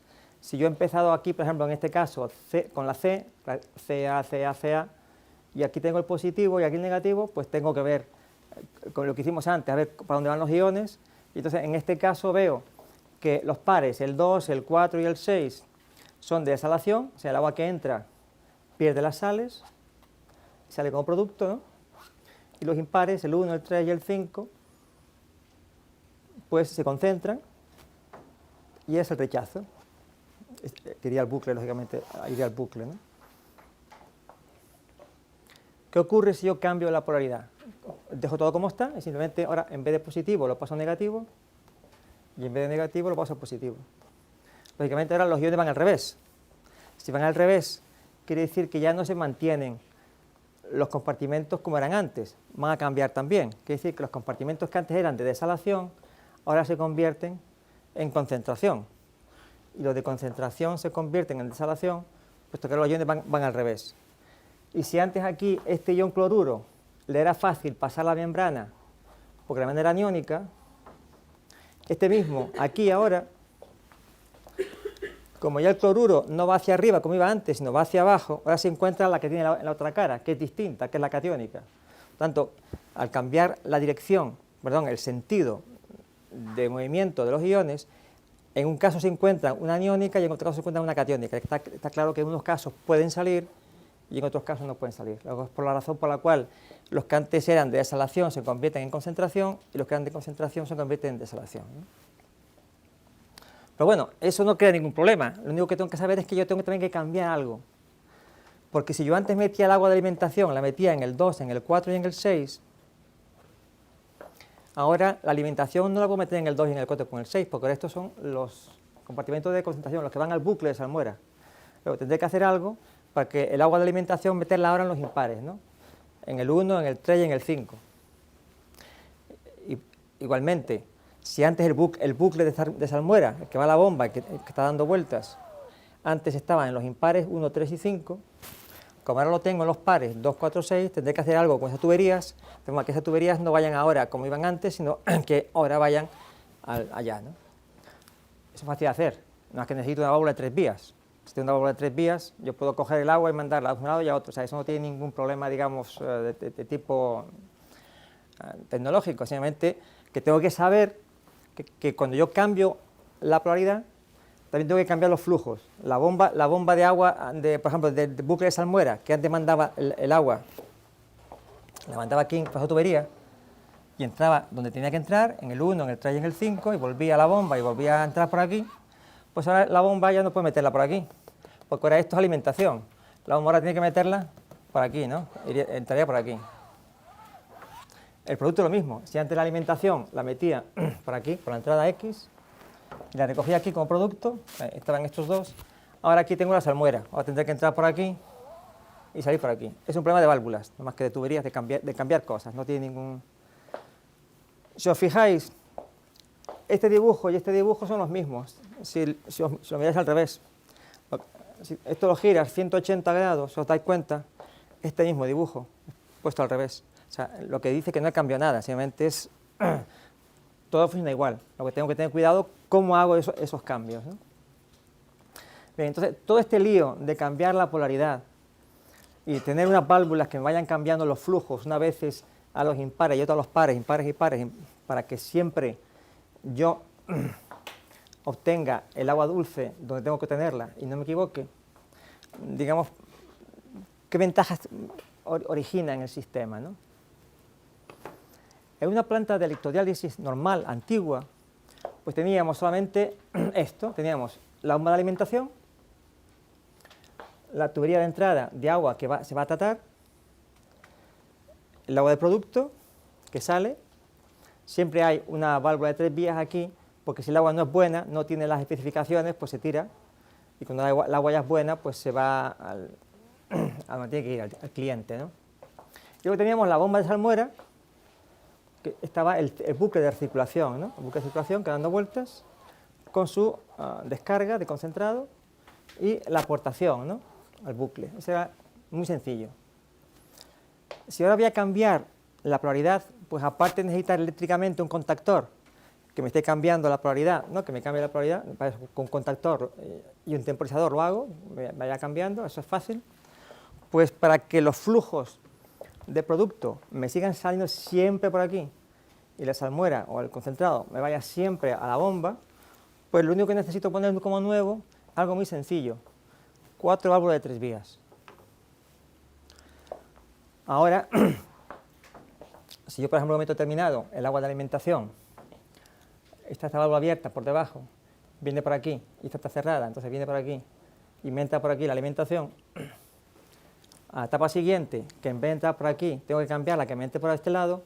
Siempre lo que hago es que esta válvula de 3 vías, que antes me abría por aquí, venía por aquí, ahora cierro aquí, abro aquí y la meto para el otro lado. Y la otra hace lo mismo.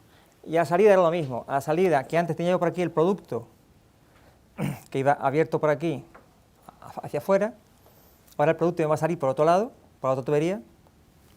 Entonces lo que hago es que ese producto que tengo ahora por aquí, tendré que hacer esto para que aquí tenga yo siempre producto y aquí tenga yo siempre salmuera. De forma que en esas tuberías, después de las válvulas, yo tengo siempre el mismo fluido, aquí siempre concentrado y aquí siempre salmuera. Sin embargo, en estos tramos van alternándose. Al yo cambiar la polaridad, estos van alternándose. Tengo producto salmuera, salmuera producto, producto salmuera, salmuera producto. Entonces con esta válvula de 3 vías lo que hago es lo homogenizo para que por aquí siempre me salga el producto y por aquí siempre me salga la salmuera. O sea, es muy sencillo, no tiene nada de particular. Lo mismo arriba. Aquí tengo siempre alimentación, que una vez irá por aquí y la siguiente vez irá por esta. Y el bucle de salmuera, una vez irá por esta y la otra vez irá por la siguiente. O sea que con 4 válvulas de 3 vías y un contactor y un temporizador he cambiado el sistema de ED a EDR, muy sencillo. Entonces, ¿para qué sirve entonces toda esta historia? ¿Qué mejoras da sobre el hecho anterior de que con la ED yo podía tener solamente 70% y ahora con la EDR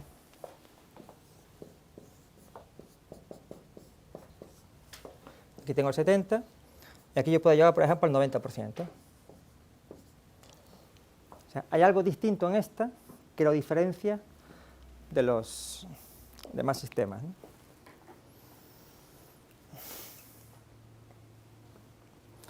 Vamos a ver primero el problema grave del ensuciamiento de la membrana aniónica. Suponiendo que yo tengo la pila con esta polaridad, está entrando agua de alimentación cargado de coloides que tienen carga negativa, y al entrar se encontraban que el polo positivo los atraía, ¿no? Esto es negativo, tienden que ir hacia abajo para ir hacia el polo positivo. En su recorrido que se encuentra una membrana aniónica cargada positivamente, y entonces los coloides se iban a depositar encima y la ensuciaban. Eso ya lo sabíamos. Entonces teníamos una membrana que estaba llena de coloides por 2 razones. Primero, porque tienden a ir hacia el ánodo, y segunda porque ella misma también está cargada positivamente, pero lo va a tener de todas formas, lo va a tener incluso sin corriente. ¿Qué ocurre ahora si yo cambio la polaridad? ¿Qué le ocurre a esa suciedad que está ahí? O la que está entrando y la que está ahí. Pues fijaros, ahora el agua entra con coloides, pero ya los coloides no van hacia abajo, como antes. Ahora el polo positivo está arriba. Luego los coloides del agua entran y tienden a ir hacia arriba. Pero ahí hacia arriba, ¿qué se encuentran? Se encuentra la membrana que nunca se ensucia, la catiónica, porque está cargada negativamente. Esta membrana ni siquiera los deja acercar, los rechaza, ¿no? De forma que toda la suciedad que entra, como no va hacia abajo, puesto que el positivo está arriba y es más fuerte el voltaje, aquí puede haber, por ejemplo, 400 voltios en comparación con los milivoltios que tiene de fuerza la membrana, está claro que los coloides intentan ir hacia arriba, la membrana no los deja acercarse, y entonces lo que hace es que, igual que entran, salen. Esto ya de por sí sería ya una ventaja. En la mitad del tiempo, la membrana no se ensucia, porque hay la vez anterior, cuando el polo positivo está aquí debajo, la membrana se ensucia, pero es que en el siguiente cambio de polaridad, el agua que entra sucia, sale sucia. O sea, no deja atrás nada, no deja ningún coloide, con lo cual la membrana no se... Ya sería una ventaja. Multiplicaríamos por 2 el tiempo que está la membrana entre limpiezas. Si antes limpiábamos, digamos, cada mes, ahora podríamos limpiar cada 2 meses, puesto que solamente se ensucia la mitad del tiempo. Pero ocurre algo mejor, y es que la suciedad que había entrado anteriormente, la que vimos antes, esta que entró antes y se depositó, ahora está aquí encima de la membrana. ¿Qué ocurre? Que como la fuerza de atracción que tiene el polo positivo, que son cientos de voltios, es mucho mayor que los pocos milivoltios que la unen a la membrana aniónica, esa suciedad se desprende, se separa de la membrana, porque tiene una fuerza mayor que la atrae, y sube, intentando lógicamente ir hacia arriba. Le ocurre lo mismo que a la suciedad que está entrando con el agua nueva, y es que cuando llegan a una cierta distancia, la membrana lo rechaza, y entonces sale. Quiere decir que durante esta etapa, donde yo he cambiado la polaridad, ocurren 2 cosas curiosas.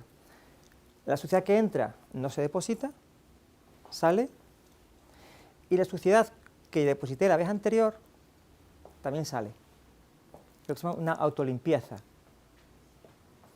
Si esta autolimpieza fuera efectiva 100%, esto nunca se ensuciaría, porque yo ensucio y limpio, ¿no? Tendría solamente un poquito de suciedad durante la fase en que estoy ensuciando, pero a la siguiente se limpia. Lógicamente no hay fenómenos 100% efectivos en este mundo, y entonces siempre hay algo que se queda, que no se separa, y entonces la membrana se empieza a ensuciar. Pero lógicamente la velocidad de ensuciamiento ahora es muy lenta. Si ya incluso solamente con que no se ensuciase durante la mitad del tiempo duplicábamos el tiempo entre limpiezas, ahora que también se limpia la vez anterior, pues una planta como esta, que tenga un agua normal, pues puede estar durante años sin tener que hacer un lavado efectivo para eliminar esa suciedad, ¿de acuerdo? Es la gran ventaja. Entonces, hemos conseguido simplemente con un cambio de polaridad, un problema grave que había de ensuciamiento, eliminarlo. Ya se puede decir que ya no se ensucia, o por lo menos que ya no se ensucia tanto y tan rápidamente como antes, con lo cual ahora, digamos, tiene una operación mucho más suave. Vale, eso en cuanto al tema del ensuciamiento. ¿Qué hay en cuanto al tema que hemos hablado de el cambio de recuperación? Pues muy sencillo. Para que una incrustación tenga lugar es un proceso delicado y tiene tiempo. No es algo que yo alcanzo el límite de solubilidad y ya empiezan a depositarse las sales, ¿no? Como sabéis, lo habéis estudiado, primero hacen falta lo que se llaman unos núcleos de incrustación, hace falta que partículas de suciedad o cualquier otra cosa, que se forma un núcleo, y a partir de ahí empiezan a formarse las sales alrededor, y esa formación de sales tiene, digamos, una estructura, y es que al principio las sales no son en forma cristalina, las sales se forman en forma amorfa, muy hidratadas, muy llenas de agua. unas sales que están en una fase en que con una simple dilución se pueden redisolver. Solamente si esas sales de forma amorfa se deja pasar mucho más tiempo, ya pierden el agua, forman cristales y ya forman, digamos, la clásica incrustación que todos conocemos de color blanco, las costras. Luego, digamos que tenemos un margen. Si yo trabajo con agua que está ya saturada, yo sé que tengo un margen de minutos, o de horas, o de días, hasta que empieza a formarse, digamos, la verdadera incrustación, la incrustación rígida, ya, la que ya luego no puedo recuperar. Entonces, yo lo que hago es jugar con eso. Si yo sé que durante 1 hora o 2 horas cualquier sal que se está formando está en forma amorfa, en forma muy hidratada, que yo puedo redisolver con agua fresca, yo lo que hago entonces es lo que he hecho ahí. Tengo un periodo, por ejemplo, de 20 minutos, donde yo estoy trabajando con una salmuera que está altamente saturada. Y entonces yo lo que estoy haciendo es, estoy en la membrana, estoy formando sales, estoy incrustando, lógicamente, puesto que las leyes de la química son iguales para todo el mundo. Luego, si yo he sobrepasado los límites de saturación, estoy incrustando. Pero no es una incrustación cristalina, es una sustancia amorfa, que cuando la veis una especie de gel, es una especie de gel muy líquido, que se coge con los dedos y se te disuelve. Entonces tengo ese gel, esas sales las tengo de forma amorfa encima de la membrana. ¿Qué ocurre cuando al cabo, por ejemplo, de 20 minutos yo cambio la polaridad? Porque cuando cambio la polaridad ocurre lo siguiente. Lógicamente, en el compartimento de alimentación, producto, ahí nunca hay problema de incrustación, nunca, porque la gente, aquí el agua entra, va perdiendo sales, aquí se mejora y sale ya como producto. ¿Dónde tengo yo los problemas de incrustación? Pues en los compartimentos de concentración, donde tengo el concentrado, ¿no? Aquí lo tengo yo, digamos, la salmuera concentrada, donde tengo el riesgo. Entonces, ¿qué va a pasar aquí? Pues aquí yo voy a tener sales aquí, en la parte baja de esta membrana, y en la otra, ¿no? En las dos membranas que me forman este compartimento, está lleno de sales. Amorfas, pero están ahí, que he ido formando. ¿Qué pasa cuando cambio la polaridad? Hemos visto que cuando cambia la polaridad también tenemos que cambiar los flujos. Este compartimento antes que era de alimentación, ahora se convierte en concentración, y este que era de concentración ahora se convierte en alimentación. Quiere decir que ahora, por este compartimento que antes era de concentración y que ahora lo he cambiado, empiezo a meter ahora agua fresca, agua que voy a tratar, para que salga producto.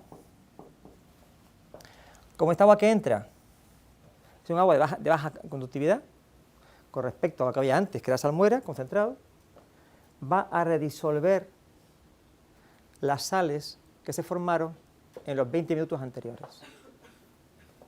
Entonces, la buena cosa es que si os fijáis, si este es un compartimento de concentrado, las sales tendrían un espesor, exageradamente, algo como esto.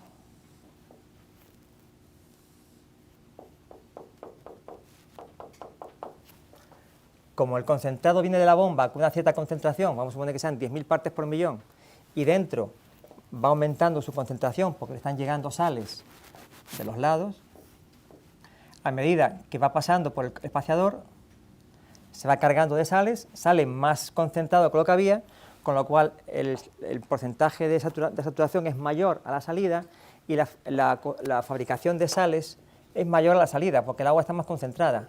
Me ha alejado mucho más del punto de concentración. Luego, digamos, el espesor de las sales es más o menos así. Al principio el agua no genera muchas sales, pero a medida que se va concentrando más y más y más, lógicamente produce más y más sales con más rapidez.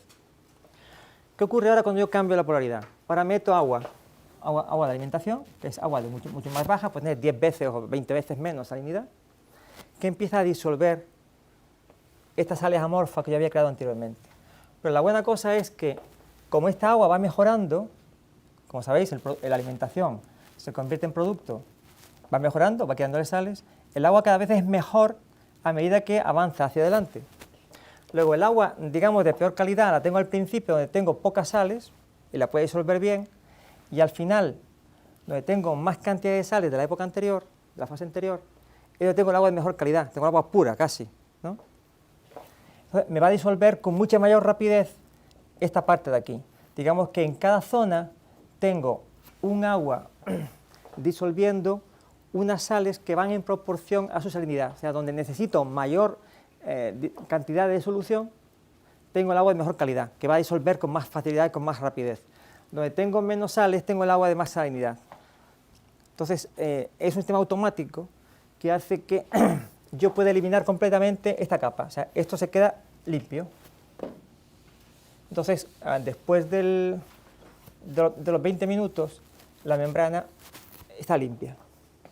Lógicamente, durante ese periodo en que estoy limpiando este compartimento, estoy fabricando sales en los de al lado. Ahora tengo sales en los otros. Vuelvo a cambiar la polaridad, vuelvo a limpiar estos y ensucio estos. Con lo cual es un proceso donde estoy continuamente incrustando y desincrustando. Cada compartimento en un periodo lo estoy incrustando, pero al siguiente fase lo desincrusto.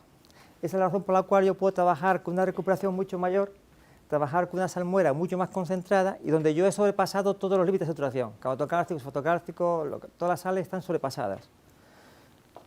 ¿Por qué? Porque no llego a un estado en que la sal ya no es reabsorbible. Esa es, digamos, la ventaja importante que tiene la EDR, que tiene unos porcentajes de recuperación mucho mayores, con lo cual tú puedes aprovechar mejor el agua. Aquí para producir 70 necesitas 100, aquí para producir 70 necesitas 80. O sea, necesitas menos agua, y necesitar menos agua no solamente es importante por el precio del agua, sino que el tamaño del tratamiento que tienes que poner detrás, porque todos estos sistemas tienen lógicamente un sistema de tratamiento. Filtración, clarificación, DAF, lo que sea. Como necesitas menos agua para producir la misma cantidad, porque aprovechas mejor, este tratamiento es más pequeño. En este caso, tienes que tratar 100 para producir 70, aquí para producir 70 pues necesitaré 80 o algo así. O sea, tengo menos agua de alimentación porque le saco mejor partido. Entonces, esto es más pequeño, mientras que los demás todos necesitan un tratamiento para 100, para producir 70. Yo para producir lo mismo necesito solamente tratar 80 metros cúbicos. O sea, aprovecho mejor el agua de alimentación. En sitios donde hay poca agua disponible, un sistema de EDR aprovecha mejor, porque puede conseguir recuperaciones muy elevadas, aprovechando mejor el agua. Tirando de salmuera solamente un 10%, mientras aquí tenéis que tirar el 30% del agua. ¿De acuerdo? Eso es importante económicamente desde el punto de vista muchas veces de los recursos, no tirar recursos en vano, ¿no? Entonces, esas son las dos razones muy importantes por las cuales EDR es lo que se usa hoy día, por el hecho de que no se ensucia como antes y que puede trabajar con salmueras que están saturadas. Pero ahora hay que pensar una cosa, esa autodefensa, digamos, del sistema, solo ocurre dentro del sistema. Una vez que la tubería de agua de la salmuera, del concentrado, tiene que ir a un río, o a un lago, o al mar, esa tubería no está protegida. O sea, ahí no hay ningún sistema de cambio. Ahí tienes tú una salmuera, un concentrado, que está sobrepasado, o sea, que está produciendo incrustaciones, está sobresaturado. O sea, aquí sí hay que hacer algo. O sea, aquí ya no te vale la protección que tienes dentro del sistema con el cambio de polaridad. Aquí hay que proteger este flujo. Y esa protección se hace de dos formas. Si son sales dependientes del pH, como pueden ser los carbonatos, te ves obligado a echar ácido. O sea, bajar el pH al objeto de destruir los bicarbonatos y evitar que se te formen sales de carbonato. Sean carbonatos, sean fosfatos. En el caso de aguas depuradas, por ejemplo, que se forman son fosfatos. También tienes que bajar el pH, destruir los alpigatos y fosfatos de forma que no se forme fosfato cálcico. Si la sal peligrosa, la que está formando incrustación, es una sal que no es dependiente del pH, como puede ser, por ejemplo, los sulfatos, el sulfato cálcico, el sulfato de bario, el sulfato de estroncio, en ese caso el ácido no sirve de nada, porque si tú tienes una sal que no depende del pH, tanto la que tengas pH 1 como que tengas pH 14, la incrustación se va a formar de igual forma, no hay diferencias, ¿no? Entonces, en ese caso, lo que hay que echar es, no sé si lo habréis estudiado, son productos especiales que se llaman antiincrustantes.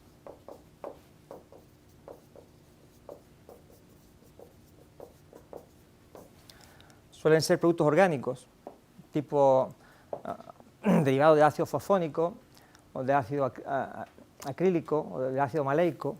Son compuestos que tienen las propiedades de retrasar la formación de sales de la incrustación, de forma que aunque el agua, tú haces un análisis y ves que realmente tiene que incrustar porque ha sobrepasado los límites de saturación, sin embargo, la existencia de estos productos hace que ese fenómeno se retrase un tiempo, se impida durante un tiempo, normalmente horas, y te da a ti tiempo de que el agua que pasa por tu tubería, si tiene un recorrido, lógicamente, de menos horas que lo que es el plazo de este producto, evitas que este incruste aquí. Una vez que llega al río, lógicamente ya se diluye y no hay problema. En Canarias, por ejemplo, que hay plantas desaladoras que están a 15, 20 kilómetros del mar, y son tuberías largas, eso de 20 kilómetros, pues es obligatorio, como siempre son problemas de sulfatos, que tengan un tiempo largo, puesto que el tiempo que tarda el agua en llegar desde la planta al mar es muy largo, ¿no? Debido a la gran distancia. Entonces hay que tener siempre una inyección de antiincrustante aquí. Sin embargo, dentro del sistema no hace falta, porque él solo se autorregula y no hay problema ni de incrustación. La remoción de las sales de un agua no es pareja. Quiere decir que si yo le quito a un agua, por ejemplo, el 80% de sus sales, no quiere decir que le quite el 80% a todas ellas, al sulfato, bicarbonato, al calcio, al magnesio, no. Es variable. Cada ion se elimina de una forma diferente. ¿De qué depende? Pues depende de muchas cosas. Depende del tamaño del ion, depende de su carga.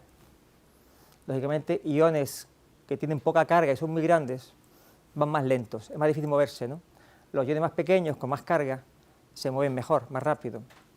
En general, los iones bivalentes son más rápidos que los monovalentes, e incluso que los trivalentes. Un agua que se trata con electrodiálisis tiende a remover en mayor cantidad los iones bivalentes, en particular la dureza, calcio, magnesio y sulfatos. Son movidos muy fácilmente porque son iones bivalentes. También interviene, lógicamente, a temperatura. Vosotros sabéis que cuando la temperatura es más alta, los iones se mueven más rápidamente. Luego, si ya la temperatura está alta, el sistema será más eficiente que con agua a baja temperatura. Eso ocurre en todas las membranas. También en ósmosis inversa ocurre eso. En invierno, las plantas de ósmosis inversa producen menos agua. El agua está más fría. La planta produce menos. En verano produce más agua, puesto que está más caliente, ¿no? La temperatura siempre aumenta la eficiencia de los sistemas. Si comparáis, por ejemplo, cuál es la remoción de sales de 4 casos, 2 casos de la literatura y 2 casos de Canarias, y veis los porcentajes de remoción y los comparáis con la media, digamos, esto sería la media de remoción de sales del conjunto, pero luego veis ion por ion, veis, por ejemplo, que en valores medios de remoción sobre 80%, el calcio y el magnesio, que son divalentes, igual que el sulfato, son divalentes, tienen una remoción superior a la media. Sobre 80 tienen 90, 90, 90, 90, ¿no? Sobre 90, igual que los sulfatos, sobre 90, ¿no? Mientras que hay otros iones, como ese bicarbonato, por ejemplo, que tiene una remoción muy baja. Sobre una media de 80, solamente eliminan sobre el 60, 67, 64, 70, 60, ¿no? Es un ion muy grande y una sola carga, mientras que son iones más pequeños y tienen 2 cargas.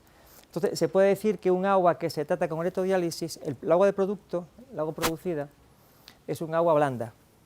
¿Por qué? Porque le quita la dureza, le quita el calcio, le quita el magnesio y le quita el sulfato en mayor proporción que el resto de los iones.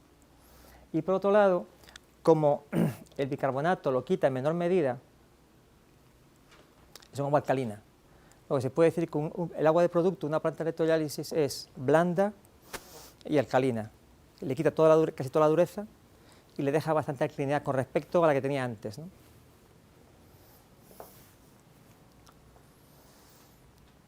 Lógicamente, si os habéis dado cuenta, la electrodiálisis solo remueve iones, no remueve partículas no cargadas. Por lo tanto, todos aquellos compuestos que no tengan carga no los vas a poder quitar. Por ejemplo, el caso más clásico es la sílice. La sílice es un compuesto bastante peligroso. Por ejemplo, aguas para calderas o aguas para turbinas de vapor no pueden llevar sílice porque se deposita en los salves de las turbinas. Entonces, como la sílice no tiene carga, no la podéis quitar con electrodiálisis. ¿De acuerdo? Tenéis que emplear otra técnica. Si os queréis quitar el sílice, tendréis que quitar ósmosis. No podéis usar electrodiálisis.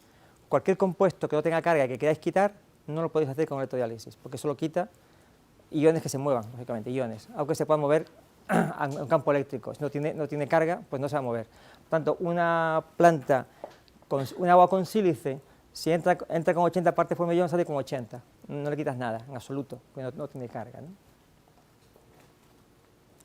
A veces eso es bueno, a veces cuando no quieres quitar sílice, no hace falta quitarla, y el agua tiene mucha sílice, lo que ocurre es que en un sistema de ósmosis inversa te limita mucho la recuperación. El sistema de plantas de ósmosis inversa está bajando con 40 o un 50% por culpa de la sílice, que tiene mucha sílice y estás cerca del punto de saturación. Entonces, en esos casos, trabajar con electrodiálisis tiene la ventaja de que no tiene límite. Puedes trabajar con cualquier nivel de sílice, porque como no lo vas a concentrar en la salmuera, si tienes 40 en la entrada, tienes 40 en la salmuera y 40 en el producto. O sea, no vas a concentrarlo, no tienes problema de incrustación, nunca. Otra cosa importante de la electrodiálisis es que es una membrana que es insensible al ensuciamiento orgánico. Como veréis cuando estudiáis ósmosis, las membranas de ósmosis no admiten oxidantes. Es decir, que tú no puedes meter cloro en un agua que vayas a introducir en una membrana de ósmosis inversa porque la destruyes, por oxidación, se destruye. Luego el agua no puede tener oxidantes. Eso origina que las plantas de ósmosis tienen un problema grave que es el ensuciamiento biológico. El desarrollo de bacterias y de algas, hongos y virus encima de la membrana, que la van ensuciando. Como no puedes echarle cloro, mantener la membrana con cloro, no puedes evitar que eso ocurra. Y ese es el problema más grave que tienen todas las plantas de ósmosis en el mundo. Sin embargo, en electrodiálisis son membranas que sí admiten el cloro. Por tanto, si tú tienes un agua que tiene carga orgánica, como puede ser un agua depurada, un agua de río que viene muy cargada de bacterias, simplemente echando cloro en la alimentación, mantienes el agua clorada en todo el sistema, dentro de las pilas, de esa forma evitas que dentro de las pilas se formen, digamos, colonias de bacterias, mantienes el agua estéril.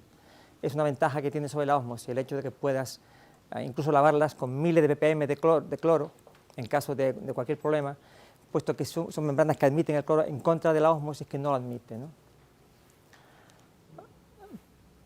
Paramos un momento y seguimos después con los diseños físicos de los sistemas de EDR. ¿Tenéis alguna pregunta de lo que hemos hablado? Lógicamente, en un curso como este de 4 horas, intentar aprenderse una tecnología que es bastante compleja, sea esta, sea ósmosis, sea lo que sea, lógicamente es imposible. Pero sí lo importante es que al final del día, como todo, hayáis escogido dos ideas, ¿no? Dos ideas, digamos, en qué se basa el proceso y cuáles son sus características, para qué sirve. Y entonces cuando terminemos hoy daremos esas 4 ideas que es con al final os quedaréis. El resto ya lo tendréis en información y cuando necesitéis algún día lo miráis. Pero lo importante es que os quedéis más o menos con lo que debemos saber todos los ingenieros, que sabemos un poquito de lo elemental de cada cosa, y con eso ya, digamos, vas tirando, y cuando necesitas algo más vas al libro, ¿no? ¿Alguna pregunta? Pues entonces 10 minutos, hasta las 6:10.